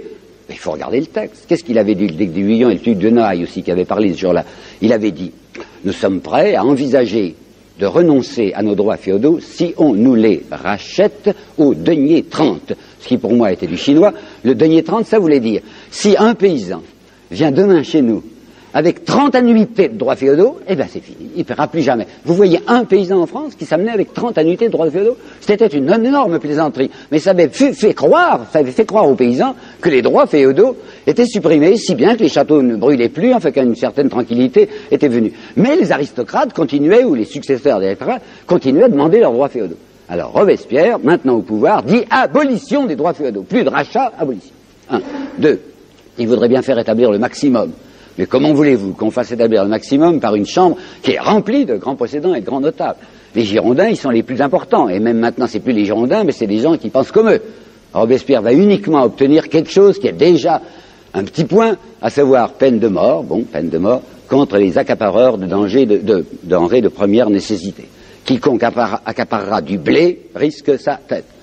Troisièmement, Robespierre, qui est averti par la conduite de Dumouriez et par celle de Lafayette, va faire avec Saint-Just une certaine circulaire que je vais vous dire. L'insubordination des généraux est la pire dans un État libre, dans une république. L'insubordination des généraux est la pire dans une république. Dans un État libre, c'est le pouvoir militaire qui doit être le plus astreint. Alors, décision de mettre des commissaires civils à côté de tous les généraux en campagne, non pas pour surveiller leur comportement stratégique, ça ne les regarde pas, mais pour voir qu'ils ne fassent pas le même coup que Dumouriez ou que Lafayette. Et d'autre part, on va reconstituer des cadres qui seront pris dans la petite troupe, c'est là où on va voir sortir, vous savez, les fameux, les Hoche, les Marceau, les Kléber, qui étaient des simples soldats, des sergents, des sous-lieutenants, et qu'on va bombarder généraux. Alors, cette fois, on va obtenir en effet un certain nombre de succès. Les Français qui se faisaient battre partout jusqu'alors vont obtenir grâce à Robespierre et à Saint-Just, et non pas grâce à Carnot, comme on le raconte, Carnot et ses 14 armées. Carnot est un instrument de Saint-Just et un instrument de Robespierre. On va obtenir la victoire de Hondscott qui va délivrer Dunkerque, la victoire de Wattignies qui va délivrer Maubeuge, et Hoche est en train de constituer à Strasbourg une armée assez puissante pour reconquérir l'Alsace, sur laquelle les Autrichiens sont entrés. Enfin, Robespierre va supprimer, pour le plus grand deuil de Danton, les fournisseurs militaires. C'est-à-dire que l'État passera directement ses contrats, ne passera plus par l'abbé d'Espagnac et autres. Et il va faire établir 3 usines nationales, les premières, 3 usines nationales d'armement, 2 usines à Paris et une usine à Brest pour l'armement maritime, ce qui fait pousser des hurlements aux industriels en disant quoi, alors l'industrie privée est menacée par l'industrie d'État, c'est intolérable. Mais Robespierre jouit d'un tel prestige qu'il n'y a pas moyen de dire le contraire. Alors Danton, qui s'était persuadé qu'une fois Robespierre au pouvoir s'y tuerait, enfin glisserait sur toutes les peaux de Balin, Danton va essayer à 3 reprises de le faire tomber. Je dirais ça très rapidement. Danton va commencer le 1er septembre par une opération étrange que voici. Le 1er septembre, une nouvelle arrive à Paris et je reconnais qu'elle était énorme. Robespierre s'était méfié des généraux à juste titre et il avait oublié, ce qui était un grand tort, il avait oublié les amiraux. Il y avait la flotte française de Méditerranée qui protégeait les côtes de Provence contre la flotte anglaise qui était là. Et le 28 août 93, les 2 amiraux de la flotte française, l'amiral Chosgros et l'amiral Trogoff, avaient rendu les navires français aux Anglais et avaient aidé les Anglais à occuper l'arsenal de Toulon. C'était pas mal de la part de ces amiraux. Alors quand cette nouvelle catastrophique arrive à Paris, Danton y voit l'occasion d'un soulèvement. Et c'est Danton qui réunit le peuple devant l'hôtel de ville en accusant de la manière la plus directe le comité de salut public, puisqu'il n'en fait pas partie et que Robespierre est le numéro 1, le comité de salut public de mollesse. Et c'est Danton qui déjà était l'initiateur du tribunal révolutionnaire créé à sa demande le 9 mars, alors que j'avais toujours cru, moi, que c'était Robespierre, tribunal révolutionnaire. Non, c'est Danton qui l'avait créé le 9 mars. Ce 1er septembre, Danton prononce la parole suivante. L'heure est venue d'une 3e révolution. Je me demande ce que ça peut signifier. La première, 89, n'était pas une révolution. La seconde, 10 août 92, était la révolution, la seule révolution possible. C'est-à-dire qu'on donnait le suffrage universel aux gens et on se disait d'année en année, tout de même, il y aura moins d'analphabètes. Et avec le suffrage universel, les gens ouvrant les yeux sur leurs conditions et comprenant les causes de leur misère, arriveront peut-être à faire une république d'équité. Mais parler d'une 3e révolution n'était de parler de rien d'autre chose que d'une anarchie.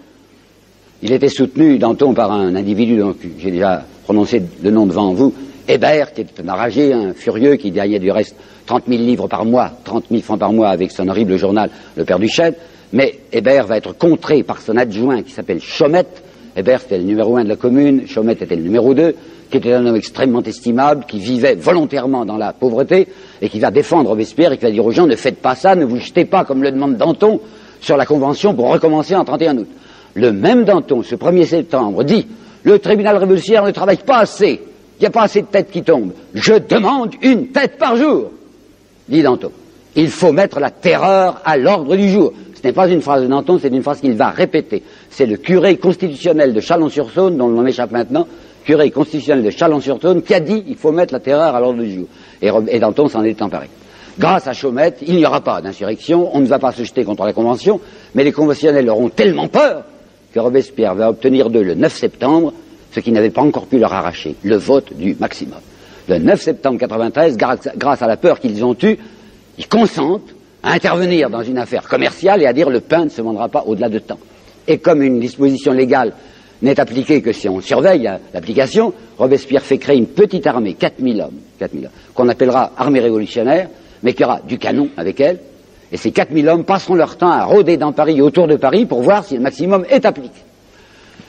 Deuxième tentative de Danton, curieuse celle-là, vraiment très peu connue, et c'est M. Soboul qui nous l'a révélé. Vous savez, Albert Soboul, dont je vous ai parlé tout à l'heure, qui est marxiste et qui est athée, je ne suis ni l'un ni l'autre, et M. Soboul nous a apporté une vraie révélation dans son énorme bouquin de 1400 pages qui s'appelle « Les sans-culottes parisiens de l'an 2 » à propos de la déchristianisation.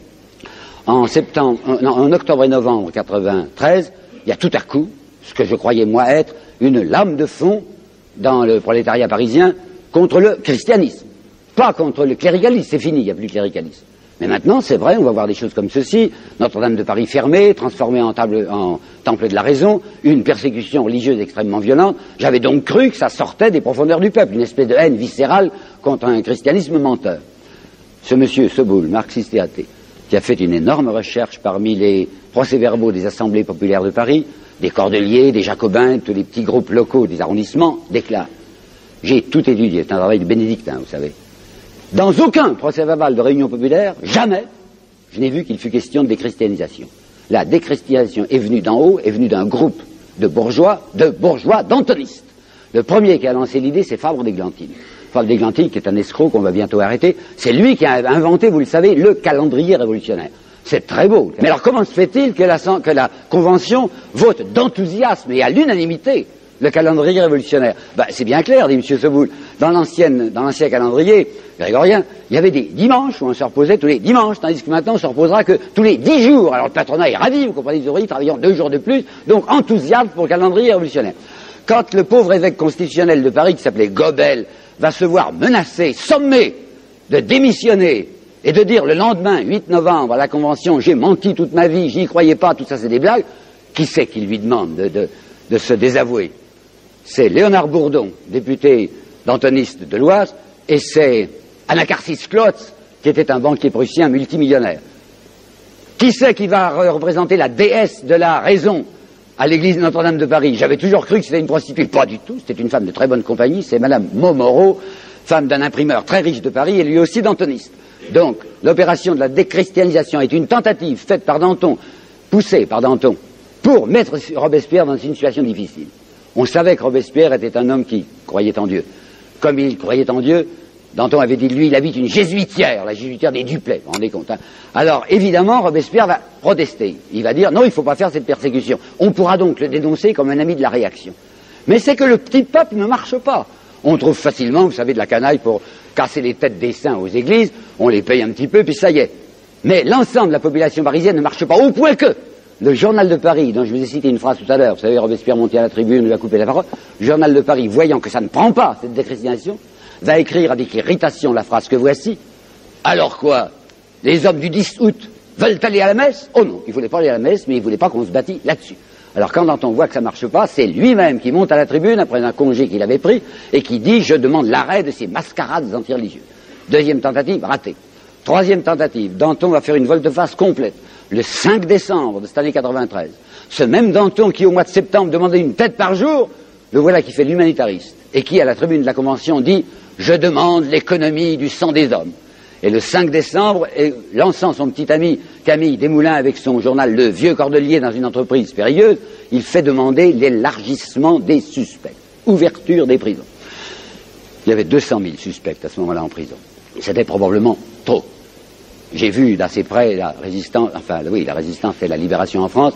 J'étais, tout le monde aussi, du côté de la résistance, mais j'étais assez écœuré de ce qui s'est passé au moment de la libération, où j'ai vu très souvent sous mes yeux des gens qui n'avaient rien fait, mais que quelques ennemis personnels déclarés collaborationnistes. Et je suis convaincu que sur les 200 000 emprisonnés, il devait y en avoir pas mal qui étaient là sur des dénonciations personnelles, alors qu'ils n'étaient pas dangereux politiquement.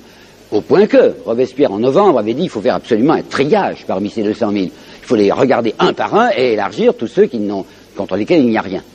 Mais entre ce triage des incarcérés et la libération totale des 200 000, il y a un abîme.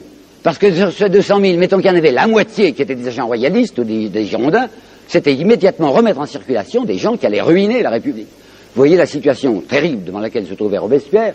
D'un côté, il y a les enragés à la façon d'Hébert qui veulent du sang et du sang, des vers dans le fruit, des vers dans l'arbre.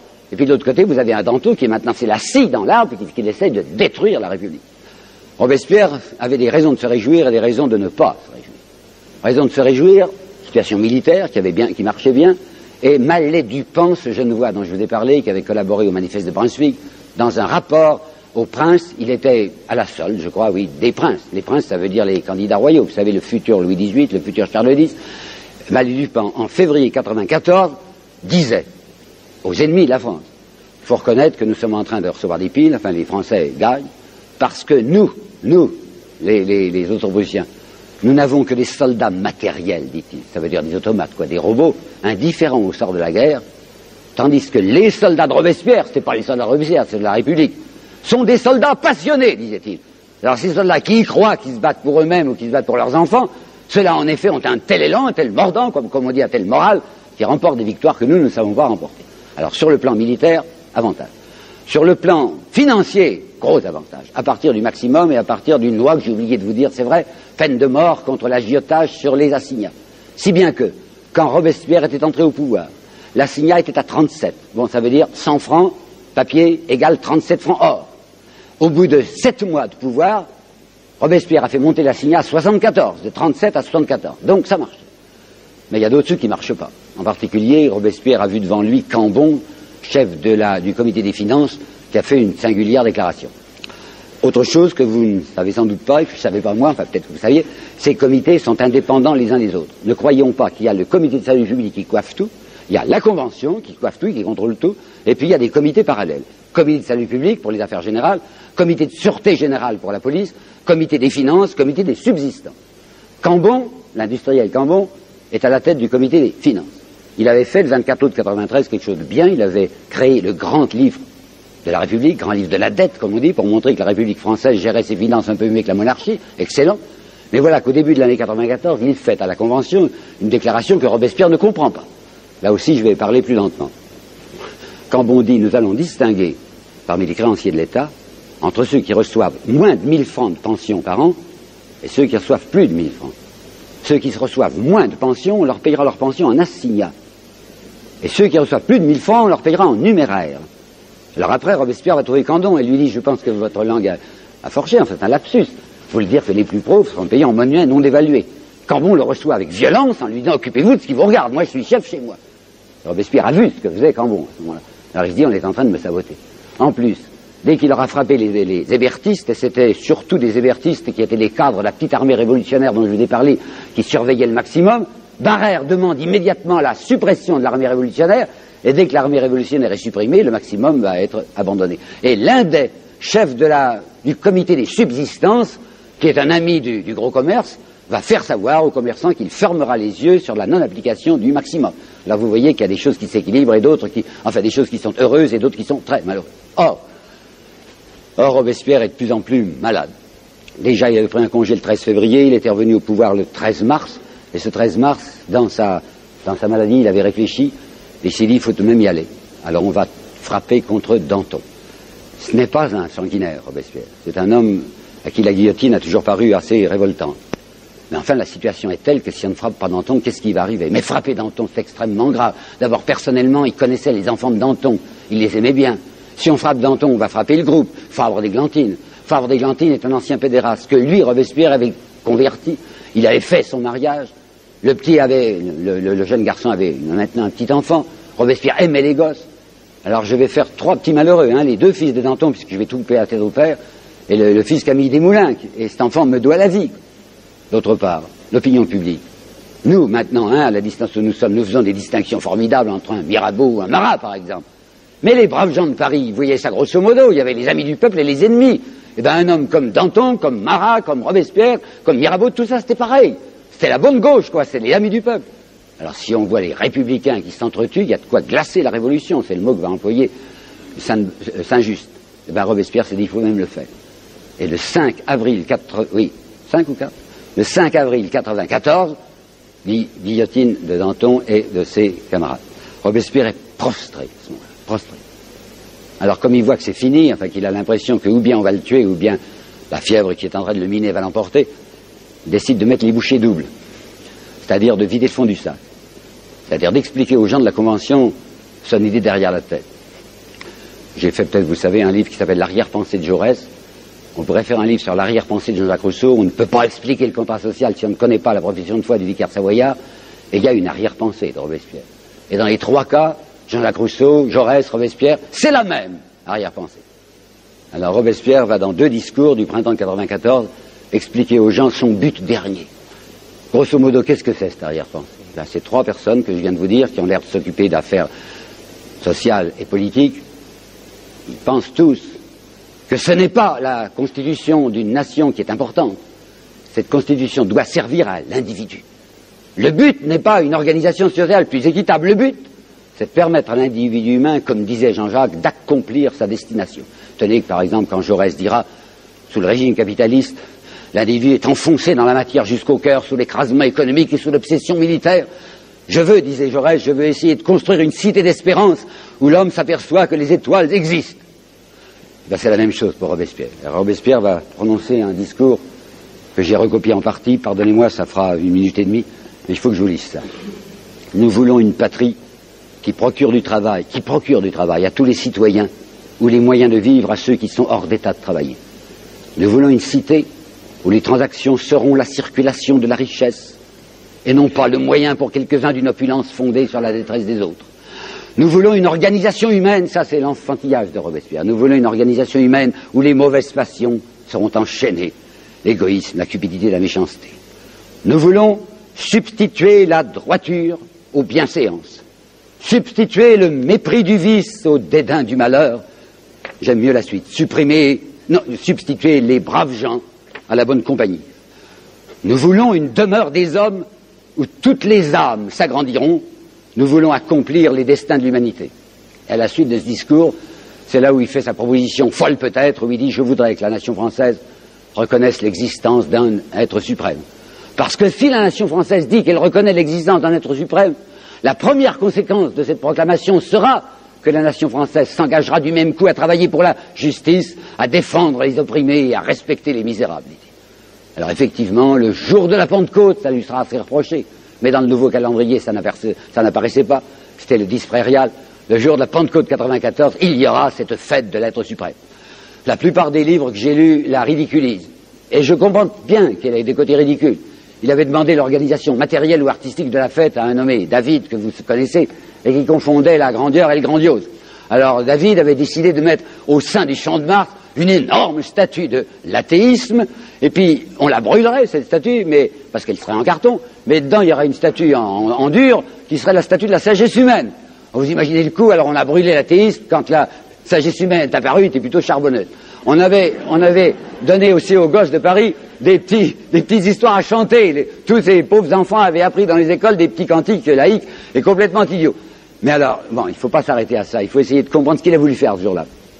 Renan raconte dans ses souvenirs d'enfance et de jeunesse que quand il était gosse, il a vu un vieux type qui lui avait montré, tirant d'un tiroir, 3 épis de blé qui tombaient en poussière, bien sûr. Et ce vieux type avait dit au petit Renan, tu vois petit, ces épis de blé, ils viennent de la fête de l'être suprême. À tous les gosses de Paris, on avait donné 3 épis de blé ce jour-là, parce que ça avait un sens. Et puis comme le petit Renan, il comprenait rien, bien sûr, t'es un gamin, le vieux lui disait, c'était beau, petit. Tu peux pas savoir comment c'était beau. Alors je voudrais essayer de faire comprendre pourquoi c'était beau.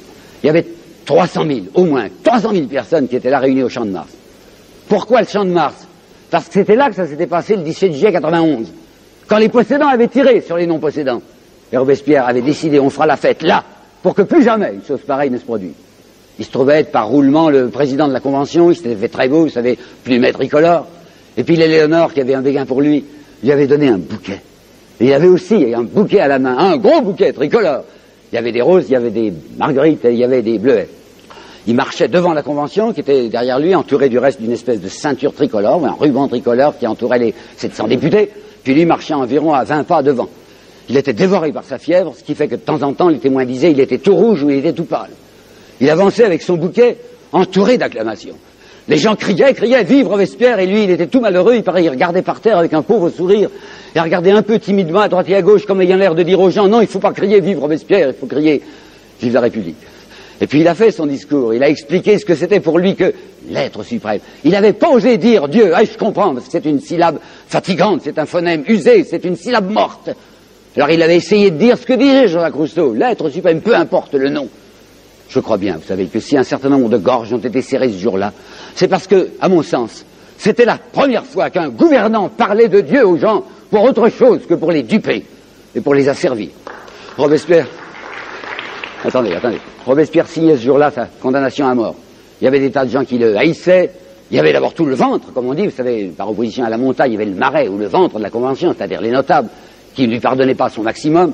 Il y avait les proconsuls hideux, comme Carrier, vous savez, les mariages républicains, comme Préron, comme Barras, comme Tallien, qui l'avaient fait rappeler et qui lui en voulaient à mort. Il y avait Carnot. La France, mon pays, avait obtenu un succès militaire à Fleurus. C'était le 25 juin, je crois, 94. Alors Robespierre avait dit, on s'arrête, puisqu'il n'y a plus un seul étranger sur le territoire français. On s'arrête. Et Carnot était dans une rage folle, en disant, s'arrêter au moment où la guerre va payer. Et le 13 juillet 94, Carnot envoie Pichegru pour son entrée en Belgique, La dépêche que voici. Vous allez entrer en Belgique, prenez tout, il faut vider le pays.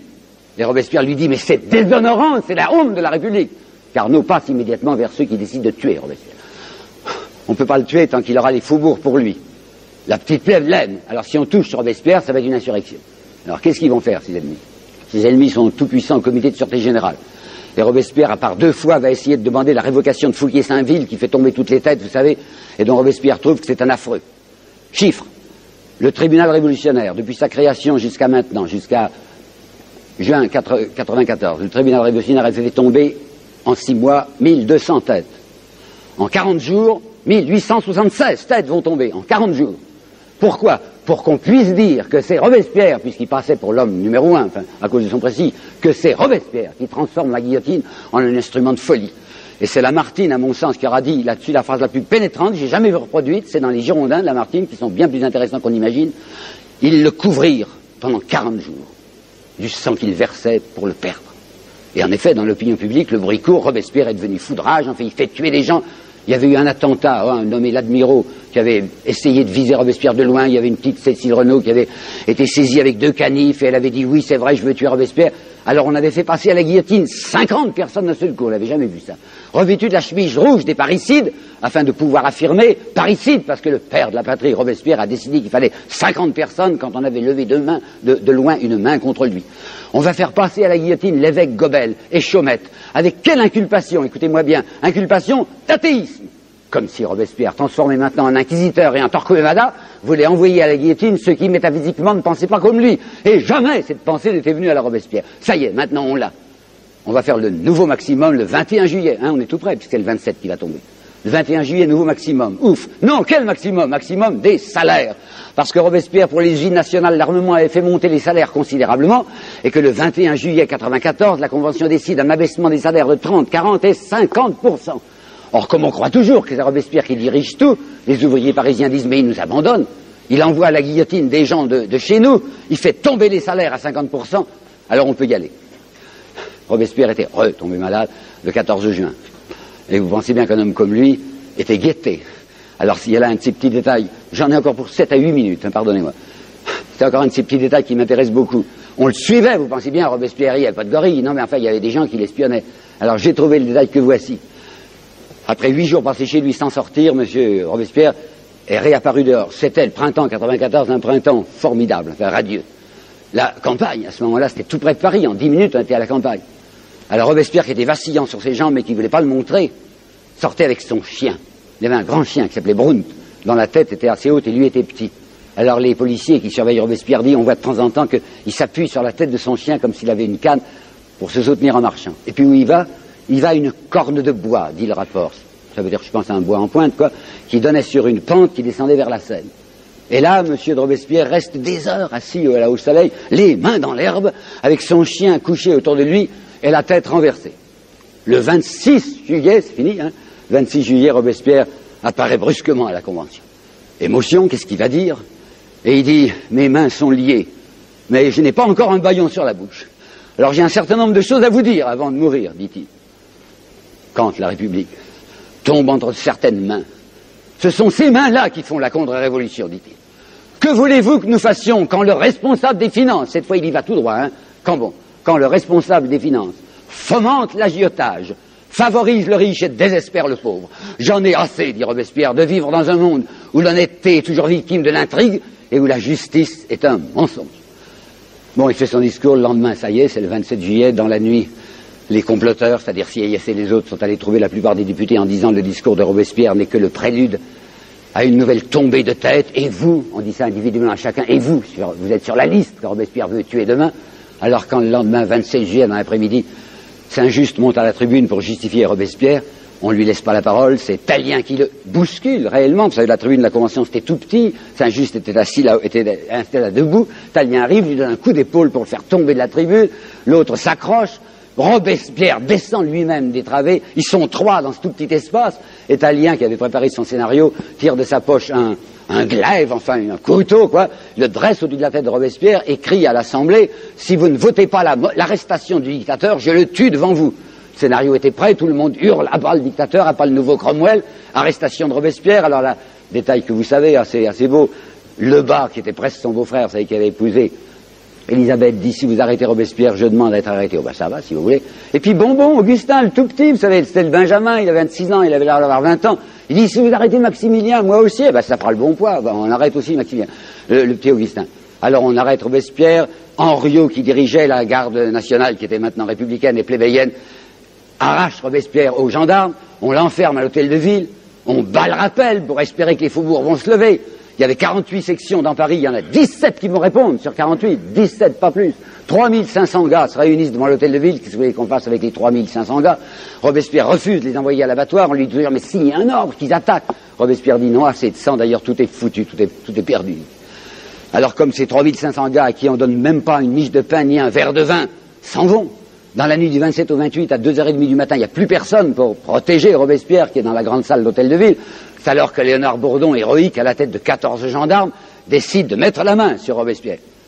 La tradition dit que c'est un gendarme dont le nom est incertain, les gens disent Méda, les autres disent Merda, je préférerais la deuxième version. Le gendarme Merda va tirer un coup de revolver sur Robespierre et lui casse la mâchoire.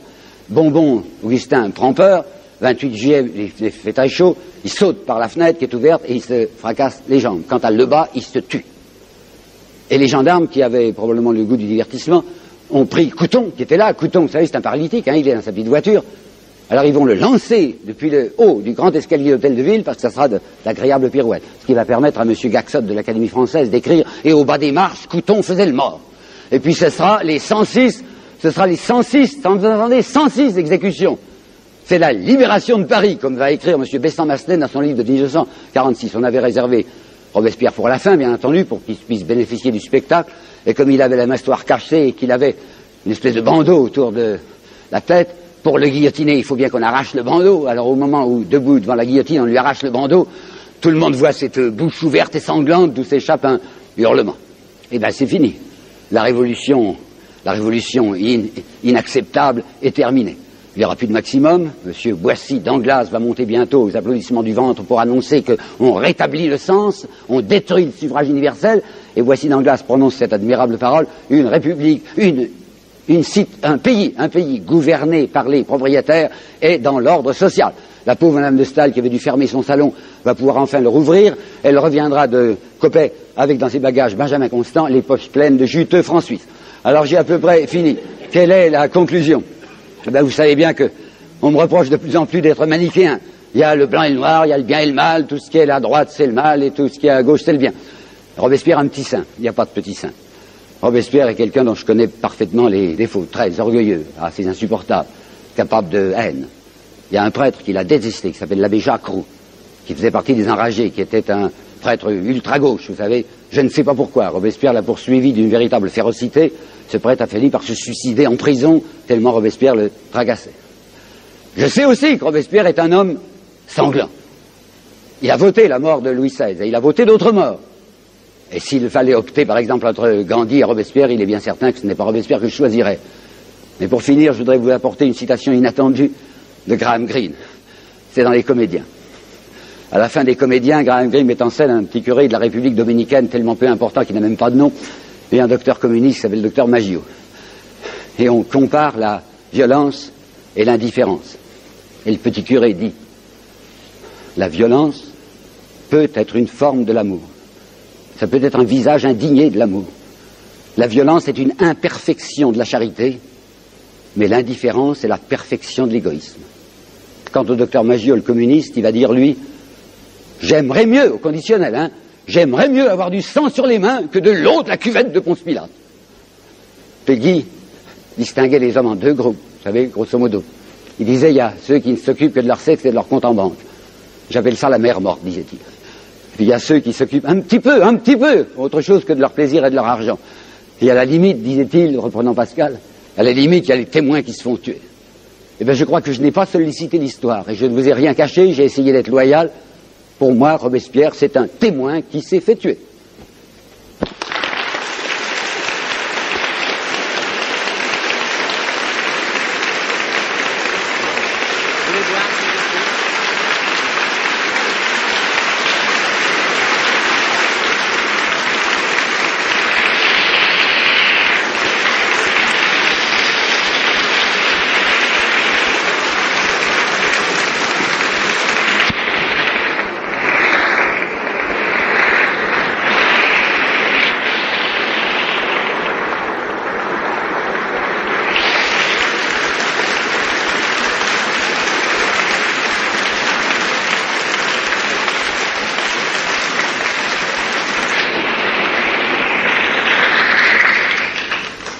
Bien, vos applaudissements l'ont prouvé. Nous remercions sincèrement M. Guillemin pour sa leçon d'histoire. Et comme d'habitude, nous faisons une petite pause, mais une très courte pause, parce qu'il aimerait quand même, dans les questions, détailler certains problèmes qu'il n'a pas pu élaborer. C'est pas que j'y tiens, hein. Si vous avez des questions, je veux bien. Pas trop, 20 minutes par là, parce que j'ai plus beaucoup de souffle. Hein. Bon, alors on s'arrête. On s'arrête 5 minutes, quoi. On s'arrête 5 minutes. Une cigarette. Bon.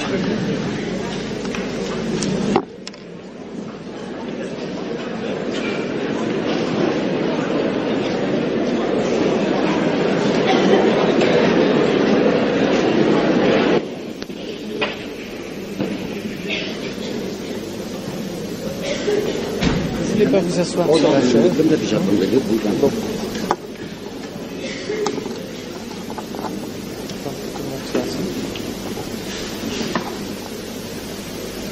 Mesdames, Messieurs, je tiens à vous remercier d'être restés pour la deuxième partie, tout en réitérant encore nos remerciements à M. Guillemin.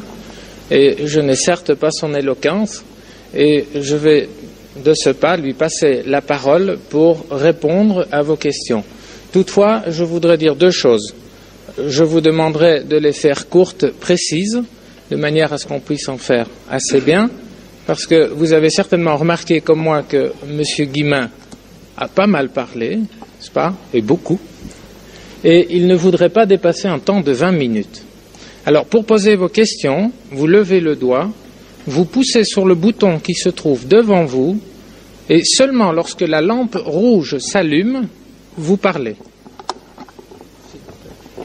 Alors allez-y, s'il vous plaît, hein, ça me ferait plaisir que quelques personnes me posent des questions. Ah, monsieur. Écoutez, j'ai peur que la réponse ne puisse être ni précise ni courte. Mais enfin, si vous ne voulez pas répondre, ne répondez pas. Il y a deux événements de la Révolution, un événement de la Révolution et un personnage dont vous n'avez pas parlé. Ce sont les massacres de septembre et Marat. Alors si vous pouvez un tout petit peu préciser comment il s'insère dans votre exposé, j'aimerais bien. Alors qu'est-ce que c'est les massacres de septembre? Eh bien, vous vous rappelez, la situation est celle-ci. Les Austro-Prussiens, surtout les Prussiens, ont fini par avancer. Hein. On vient d'apprendre que Verdun est tombé. C'était la dernière citadelle qui pouvait défendre Paris. Alors à ce moment-là, il se produit des choses que l'on ne sait pas assez, que je vais vous dire. Des quantités d'aristocrates avaient été arrêtés, ils étaient dans les prisons.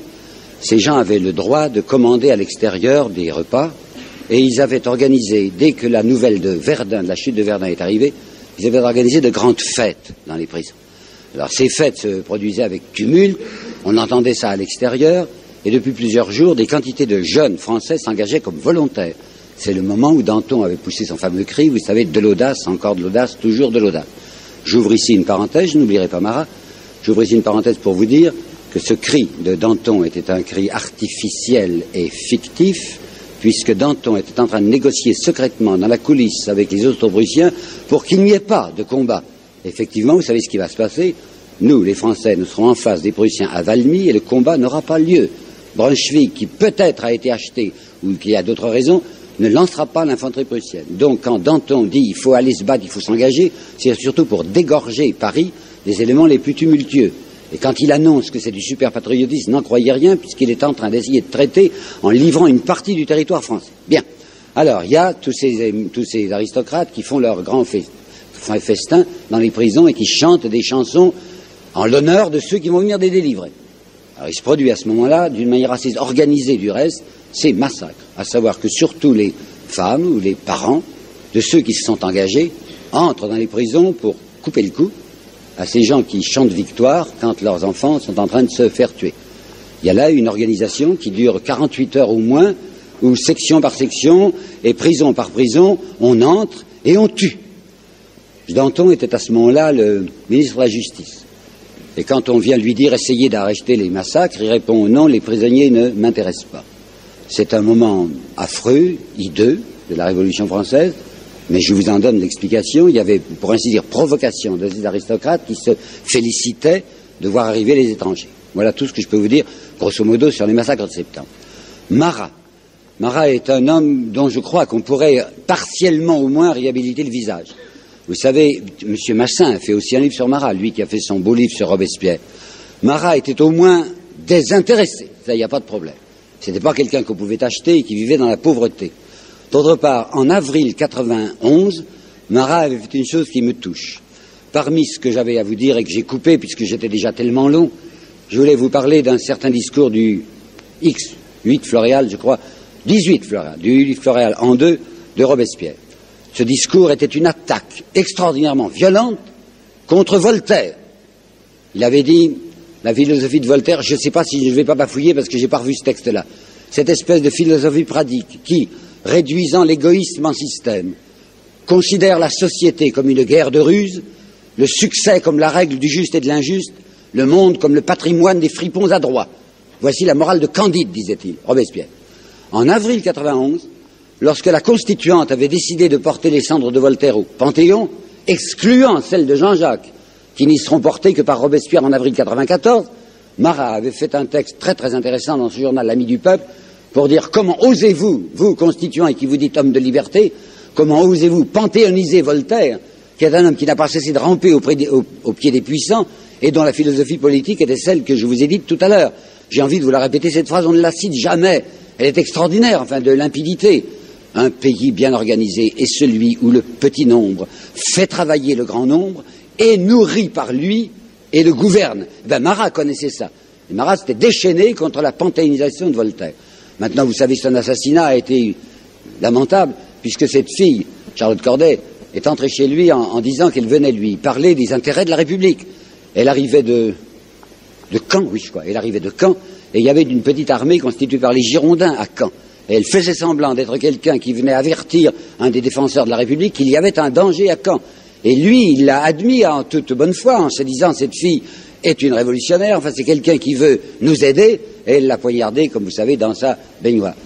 L'homme avait certainement des défauts, il était d'abord horrible à voir, vous savez qu'il était couvert de pustules, ça lui a nui beaucoup pour sa réputation parce qu'il était sale, il avait beau se laver, il paraissait toujours dégoûtant, il avait certainement de la violence en lui, c'est quelqu'un qui n'était pas comme Robespierre, lequel avait plutôt peur de la mort des autres, tandis que Marat était un guillotineur, c'est vrai, mais je crois néanmoins qu'il y avait en lui au moins une indépendance d'esprit et une probité inattaquable. Voilà très rapidement ce que je peux répondre sur les deux questions. Autre question. Ah, monsieur. Ah oui, il faut le mettre. Robespierre il a introduit la culte des lettres suprêmes. Ah, pardon, j'ai pas compris. Robespierre a introduit la culte des lettres suprêmes. De lettres, bon, c'est ça. Comment elle a décrit cet être suprême? Oh, il n'y a aucune description chez lui de l'être suprême. Il dit simplement, répétant Jean-Jacques Rousseau, il y a un être des êtres. Vous savez, être des êtres, ça veut dire nous existons. La vie est une réalité. Cette vie ne peut s'expliquer que s'il y a une première origine de la vie. La première origine de la vie, c'est ce que j'appellerais l'être suprême. Je ne vais pas entrer dans une discussion métaphysique là-dessus, mais ce qui m'avait intéressé, c'est pourquoi je vous l'ai dit tout à l'heure, Robespierre savait que ce mot Dieu était déjà un mot compromis, qui avait été mis à toutes les sauces, qui était capable de répugner des tas de gens, et il cherchait un autre vocabulaire, comme avait fait Jean-Jacques dans sa profession de foi de vicaire savoyard. Robespierre est un franc-maçon, et les maçons de l'époque étaient des gens spiritualistes, profondément spiritualistes. Et Robespierre croyait réellement à l'existence d'un pouvoir d'amour. Selon lui, c'était une puissance d'amour, un être infini dont l'homme est une émanation et que l'individu peut rejoindre s'il voue sa vie à la vérité et à la justice. C'était, si vous voulez, un côté enfantin et puéril. Il y avait chez Robespierre un côté d'enfantillage. Mais je ne peux pas vous définir l'être suprême parce que lui-même n'en a pas donné de définition. Ça suffit comme réponse là-dessus? Oui. Autre question? Quelqu'un? Ah, monsieur, oui, bien sûr. Et lui-même qui oublie. Qu'est-ce que l'on sait d'Augustin, le frère de Robespierre? Ben, je sais rien. Sur Augustin, non, je sais que c'était un bon petit type, donc il avait 26 ans, c'était le plus jeune député de France. Il avait une prodigieuse admiration pour son frère. Ah oui, s'il y a quelque chose sur Augustin, mais ça est plus intéressant pour Napoléon que pour notre histoire, puisque vous savez qu'il y a Augustin avait été envoyé comme représentant en mission. Vous savez ce que c'était que les représentants en mission, hein? C'était des membres de la Convention qui allaient voir ce qui se passait dans les départements. Et Augustin avait été envoyé en représentant en mission en Provence. Et à ce moment-là, Bonaparte était arrivé de Corse, il était entré le 13 juin, je crois, 1791 sur le sol français, et qu'il était très malin, ce Bonaparte qui n'est à ce moment-là que capitaine, qui voulait se pousser, et quand il avait su que le représentant en mission dans la région de Provence était le frère de Robespierre, vous pensez s'il a léché le petit Augustin. Alors il y a une lettre d'Augustin à son frère Maximilien disant j'ai mis la main sur un républicain incontestable dont les propriétés ont été pillées par l'affreux Paoli. Vous savez, Paoli c'était le Corse qui etc. Et alors, c'était la politique de Bonaparte à ce moment-là. Il avait trouvé tous les républicains pour dire comme je suis un républicain indiscutable, Paoli, qui n'est pas un républicain, a pris mes propriétés, il faut me donner des indemnités. Je vous assure qu'il en avait déjà gratté pas mal. Alors il est arrivé à persuader le petit Bonbon, le petit Augustin, qu'il était un républicain de premier ordre, et Augustin a envoyé une lettre à son frère, Maximilien, recommandant ce magnifique républicain, et qu'est-ce qu'il disait aussi, l'artilleur le plus qualifié pour prendre le commandement des troupes à Toulon. Et c'est à cause de l'intervention de Bonbon, enfin d'Augustin, que Robespierre va devenir le chef de l'artillerie à Toulon, et qu'effectivement il a contribué à la libération de Toulon des anglo-bourgeois, parce que c'était la bourgeoisie de Toulon qui avait fait appeler les Anglais par l'intermédiaire des amiraux. Autrement, le Bonbon, il n'a rien fait de particulier, à ma connaissance. Oui, là-bas en haut. Je voulais savoir quel est le rôle de Saint-Just dont vous nous avez parlé assez brièvement. Oui. Saint-Just s'est surtout occupé des affaires militaires. Toutefois, Saint-Just a fait quelque chose d'autre qui avait excité prodigieusement le ventre, c'est-à-dire le marais contre lui. Il avait demandé que les biens des aristocrates fussent donnés aux plus pauvres de chaque commune. Jusqu'à présent, les biens des aristocrates saisis étaient mis en vente, vous savez, et les biens de l'Église avaient été mis en vente, ce qui avait permis à la bourgeoisie d'affaires de faire des opérations admirables. On avait acheté pour très peu de choses des biens ecclésiastiques comme Danton. Mais Saint-Just osait dire, voilà, des biens, des propriétés qui appartiennent à tel aristocrate, ces propriétés seront données aux indigents. Ça avait produit des hurlements. Sieyès avait dit, mais c'est un attentat à la notion de propriété. On peut bien saisir une propriété et la revendre, mais on ne peut pas prendre une propriété et la donner. Voilà un des actes de Saint-Just, moins connu que sa préparation, que son action militaire, mais c'est surtout par son travail avec Hoche, oui c'est bien Hoche, oui avec Hoche à Strasbourg, qu'il est remarquable. Mais Saint-Just, beaucoup plus que Carnot, s'occupait de stratégie, s'occupait de reconstituer l'armée, et je crois pouvoir dire que Robespierre s'intéressait moins aux affaires militaires que Saint-Just ne s'en occupait, et qu'un livre honnête sur l'histoire militaire de la Révolution française mettrait Saint-Just au premier rang et bien avant Carnot. C'est tout ce que je peux vous dire sur Saint-Just, que je n'ai pas étudié à fond. Oui ? Peut-on définir la prise de conscience politique des Français de l'époque, et en particulier des Parisiens ? Définir la prise de conscience, ça voudrait dire quoi ? La prise de conscience politique. Oh non, très très peu, vous savez. Je crois que la pensée d'abord politique de Robespierre était courte. C'était la politique du contrat social. Au point de vue de la propriété, vous avez vu que c'était une idée de répartition de la propriété en petites propriétés, surtout rurales. Il voulait que les villes se décongestionnent. C'était déjà une curieuse idée. Mais je ne crois pas qu'on puisse dire qu'il y avait une prise de conscience en dehors de quelques-uns dans les clubs. Il y avait deux sortes de réunions politiques à Paris. Il y avait les clubs proprement dits, qui étaient donc les Cordeliers et les Jacobins. Et puis il y avait, ce que M. Soboul a étudié, ce que l'on appelait les assemblées populaires. Paris était divisé en 48 sections, et les militants, le mot n'était pas encore à la mode, les gens qui étaient passionnés par la République, par la Révolution, se réunissaient dans ces assemblées locales, et discutaient le coup. C'était jamais très intéressant. M. Soboul avoue qu'il a été obligé de lire des milliers de pages où ça se répète, où des types qui n'avaient pas de responsabilité proposaient des idées souvent farfelues. Tout ce que je peux vous dire, c'est qu'une toute petite part de la population parisienne et une part encore plus infime de la population rurale a commencé à suivre le conseil de Robespierre, à savoir ouvrir les yeux sur les causes de la misère. Mais à mon sens, là je vais peut-être trop loin, à mon sens Robespierre n'avait pas encore perçu quelles étaient les causes de la misère.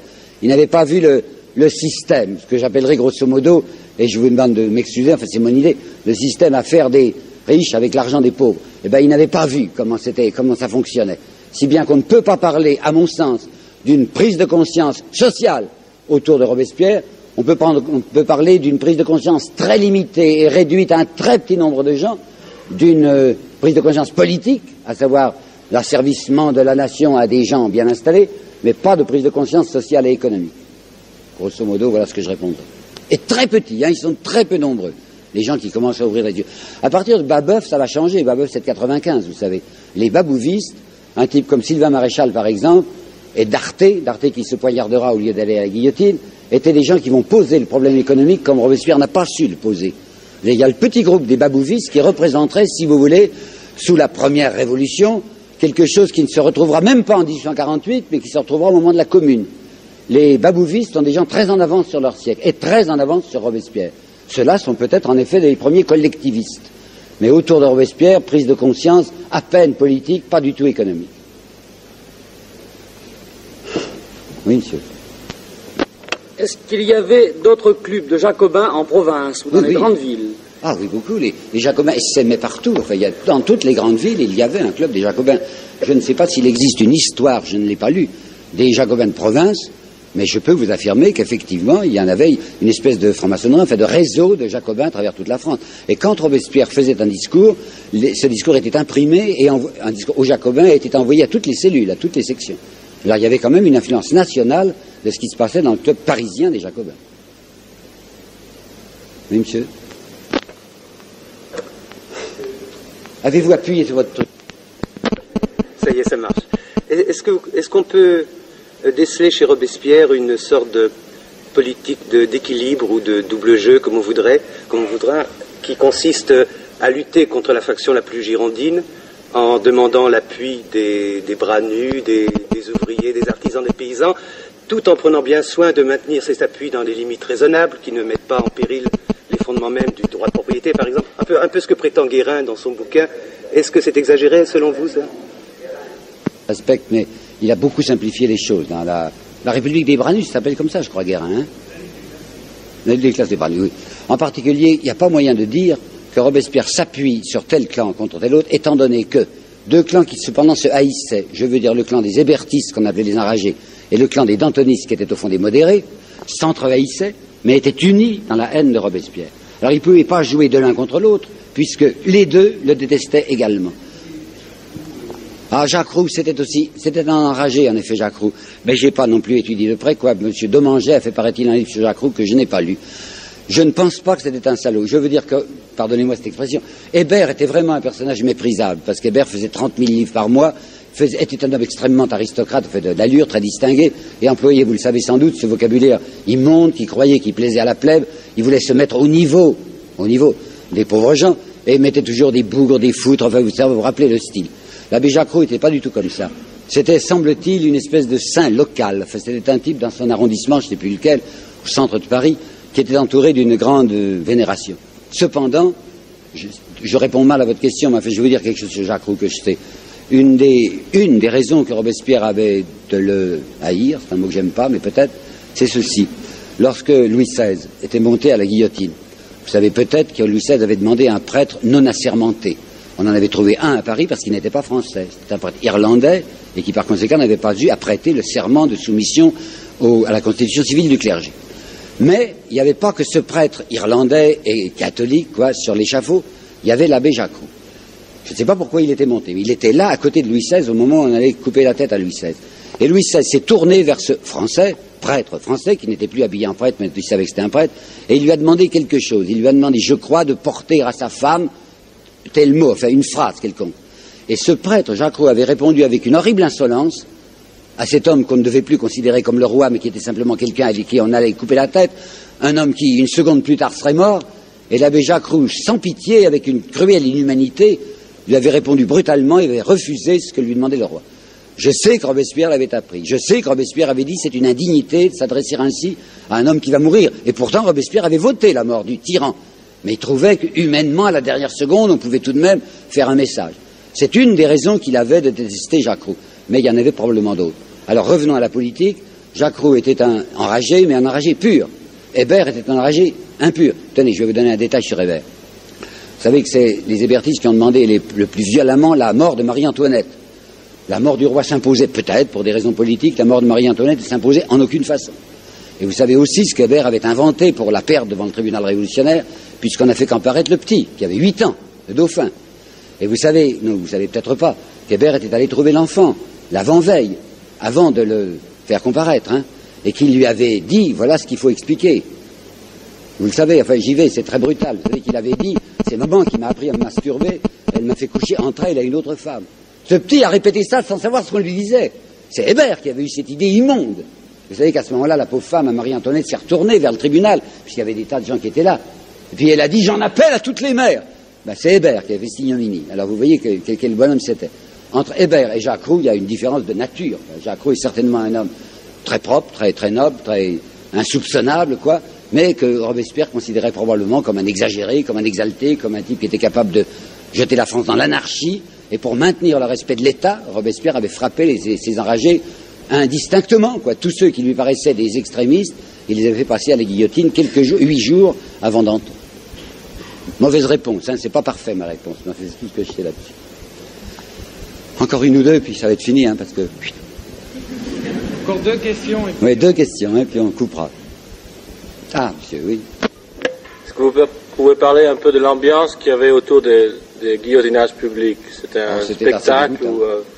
Vous savez bien que c'était affreux. Enfin, il y avait les tricoteuses, comme on dit, quoi, les femmes qui venaient s'installer. C'était un beau spectacle, paraît-il, enfin, d'aller voir les gens guillotinés. Alors, on se disputait les chaises, puis pour attendre les gens, alors elles tricotaient. Alors, c'est ce qu'on appelait les tricoteuses qui voulaient... Dans tout régime et dans tout État, il y a toujours des gens qui ont envie de voir les autres mourir. Tenez, je vais vous raconter quelque chose qui n'a aucun rapport avec la Révolution, mais je vais vous le dire parce que c'est une petite trouvaille que je viens de faire. C'est à propos de Jeanne d'Arc. Je travaille sur Jeanne d'Arc maintenant, drôle d'idée, mais enfin bon. Alors, vous vous rappelez peut-être que le 24 mai, oui, attendez, le 24 mai 1430, Jeanne va abjurer. Hein, vous vous rappelez, elle a pris peur, quoi. Elle dit, à Cauchon et au tribunal ecclésiastique, elle dit, c'est vrai, j'ai menti, toutes ces voix étaient des voix trompeuses. Bien. À ce moment-là, disent certains témoignages, des pierres furent jetées contre l'évêque Cauchon. Et un texte dit, les Anglais ont été fâchés de ce que Jeanne échappa. Ce n'est pas vrai, j'ai pas le temps de vous expliquer le détail, c'est pas les Anglais qui ont lapidé Cauchon, c'est la population de Rouen. Pourquoi? Parce que Jeanne avait été achetée à Philippe de Bourgogne, vous vous rappelez peut-être qu'il avait fait prisonnière, pour la somme de 10 000 livres. Les Anglais l'avaient acheté 10 000 livres. Mais les Anglais avaient dit, on ne veut pas payer. Il faut que ce soit les Rouennais qui paient. Alors les 10 000 livres avaient été fournis par les gens de Rouen. Alors les gens de Rouen se félicitaient d'avoir un beau spectacle, une jolie petite fille qu'on allait brûler, vous savez, ça vaut la peine, enfin on allait voir sa robe brûler, le sou, hein. Alors quand ils voient que Jeanne a abjuré et qu'elle ne passe pas à l'échafaud, fureur de la foule. C'est la foule qui jette des pierres, parce que la foule leur dit, remboursez, quoi, ce qu'on attendait le plus intéressant. C'est ça qui s'est passé. Et alors à ce propos, j'ai trouvé un texte inédit de Victor Hugo, qui est une note manuscrite qui est dans un certain poème qui a été publié par lui dans les 4 vents de l'esprit, où il dit, la foule, quelle chose hideuse que la foule, dit-il. Est-ce qu'elle n'a pas craché sur la face fracassée de Robespierre, et qu'elle n'a pas ri au supplice de Jeanne d'Arc et au passage du Christ dans les rues portant sa croix? Alors, la foule, elle est la même qui était autour de la guillotine, là, de Robespierre, que Robespierre avait organisée, ou Danton, qui était bien content de voir couler le sang, et c'est la même foule qui se trouvera là, sur la place de la Révolution, pour voir tomber la tête de Robespierre. Il y a des gens atroces partout. Où est-elle la dernière question? Vous avez dit que Danton était un prévaricateur. Oui, certainement. Et que Marat, comme Robespierre, étaient des hommes probes et honnêtes. Hein. Oui. Or, j'ai lu le mois dernier, tout à fait par hasard, dans Historia, que... Je me rappelle plus. Oui. Excusez-moi. Quelle référence? Ah non. Alors, vous avez lu quoi dans Historia? Je me rappelle plus le nom de l'auteur. Hein, pardon, comment? Je me rappelle plus le nom de l'auteur. Hein. Oui. Il faut bien lire quelque chose en chemin de fer. Hein. Oui. C'est une mauvaise lecture. Oui. C'était un article sur Albertine Marat et la compagne de Marat. Et Albertine Marat disait, 50 ans après la mort de Marat, que Marat regrettait que Robespierre ait fait guillotiner Danton. Et que si lui avait été Robespierre, il aurait plutôt fait guillotiner Robespierre que Danton. Attendez, recommencez. Marat regrettait que Robespierre ait fait guillotiner Danton. Oh comment pouvait-il faire? Il était mort. Il est mort le 10 juillet 1993. J'avais un peu peur de ça. Oui. Mais j'avais... Non, d'accord. Oui. Marat a été tué le 10 juillet 1993 et Danton est exécuté le 5 avril 1994. J'avais un peu peur de ça, j'y ai pensé. Mais apparemment, Marat préférait Danton à Robespierre. Hein. C'était ça le fond de la question. Non, je crois pas. Enfin, d'abord, premièrement, ce que je viens de vous dire au point de vue de la date, et puis deuxièmement... Oui, ça, la date, j'avais pensé. Trouvé... Pardon, monsieur? La date, j'avais pensé qu'il devait y avoir une non-concordance de date. Hein. Non, je n'ai pas de texte sur Marat et Danton, mais Marat était un type intelligent et je suis sûr qu'il savait qui était Danton. Enfin, Danton, ça se voyait. Oui, mais bien sûr, je suis d'accord. Je suis complètement d'accord avec vous sur les jugements.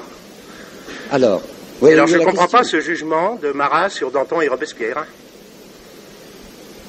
Mais simplement, c'est une erreur, quoi. Non, écoutez, pour finir, que je vous dis, c'est pas que j'ai quelque chose contre Historia, enfin, ça va. Ah, moi, moi, je...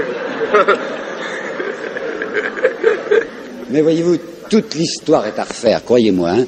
J'ai lu un livre de 1864, qu'on ne lit jamais, de Victor Hugo, qui s'appelle William Shakespeare. Dans ce William Shakespeare, il y a un chapitre sur l'histoire, telle qu'elle est faite. Et bien, je vous assure qu'aujourd'hui, c'est encore valable, hein. En 1864, Victor Hugo disait, l'histoire a toujours fait sa cour aux puissants. L'histoire, elle est toujours orientée, vous savez, la mienne aussi, probablement. Mon fils a été longtemps 3 ans attaché culturel à Pékin. Il a lu les histoires, en traduction, que l'on présente au peuple chinois. Il était plutôt maoïste, mon fils, mais il me disait c'est tout de même terrible de voir comment les Chinois présentent notre histoire. Bon, c'est affreux si vous voulez.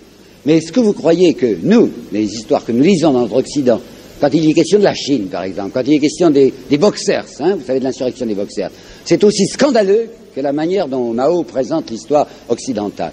L'histoire, c'est terrible à faire. Vous savez, il faut s'appliquer. Moi, j'essaye de faire ça honnêtement, objectivement, et non pas d'une manière impassible, hein. Qu'est-ce que c'est que l'objectivité? C'est le respect des faits. Alors j'essaie simplement, quand je suis devant un problème où je sens parfaitement quelle est mon option, j'essaie de ne rien dissimuler de ce qui peut me gêner et d'apporter tous les textes qui nous sont fournis. Je crois qu'il faut recommencer à faire l'histoire, et un monsieur comme Soboul, dans son livre de 1968 qui s'appelle « La Première République », malgré, bien qu'il soit marxiste et athée, me paraît avoir apporté là un type d'histoire exemplaire.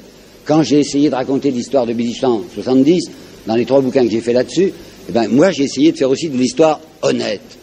Je crois qu'il y a un énorme travail à refaire, tant en histoire littéraire qu'en histoire, pour reprendre les événements un par un. C'est pour ça que j'ai voulu commencer avec Jeanne d'Arc, en me disant, je suis convaincu qu'il y a des masses de légendes, on va essayer de voir ce qui résiste, ce qui subsiste, ce qui tient bon. Voilà ma conclusion. Si vous voulez, l'histoire est à refaire, mais on peut y arriver quand on est honnête. Ouais.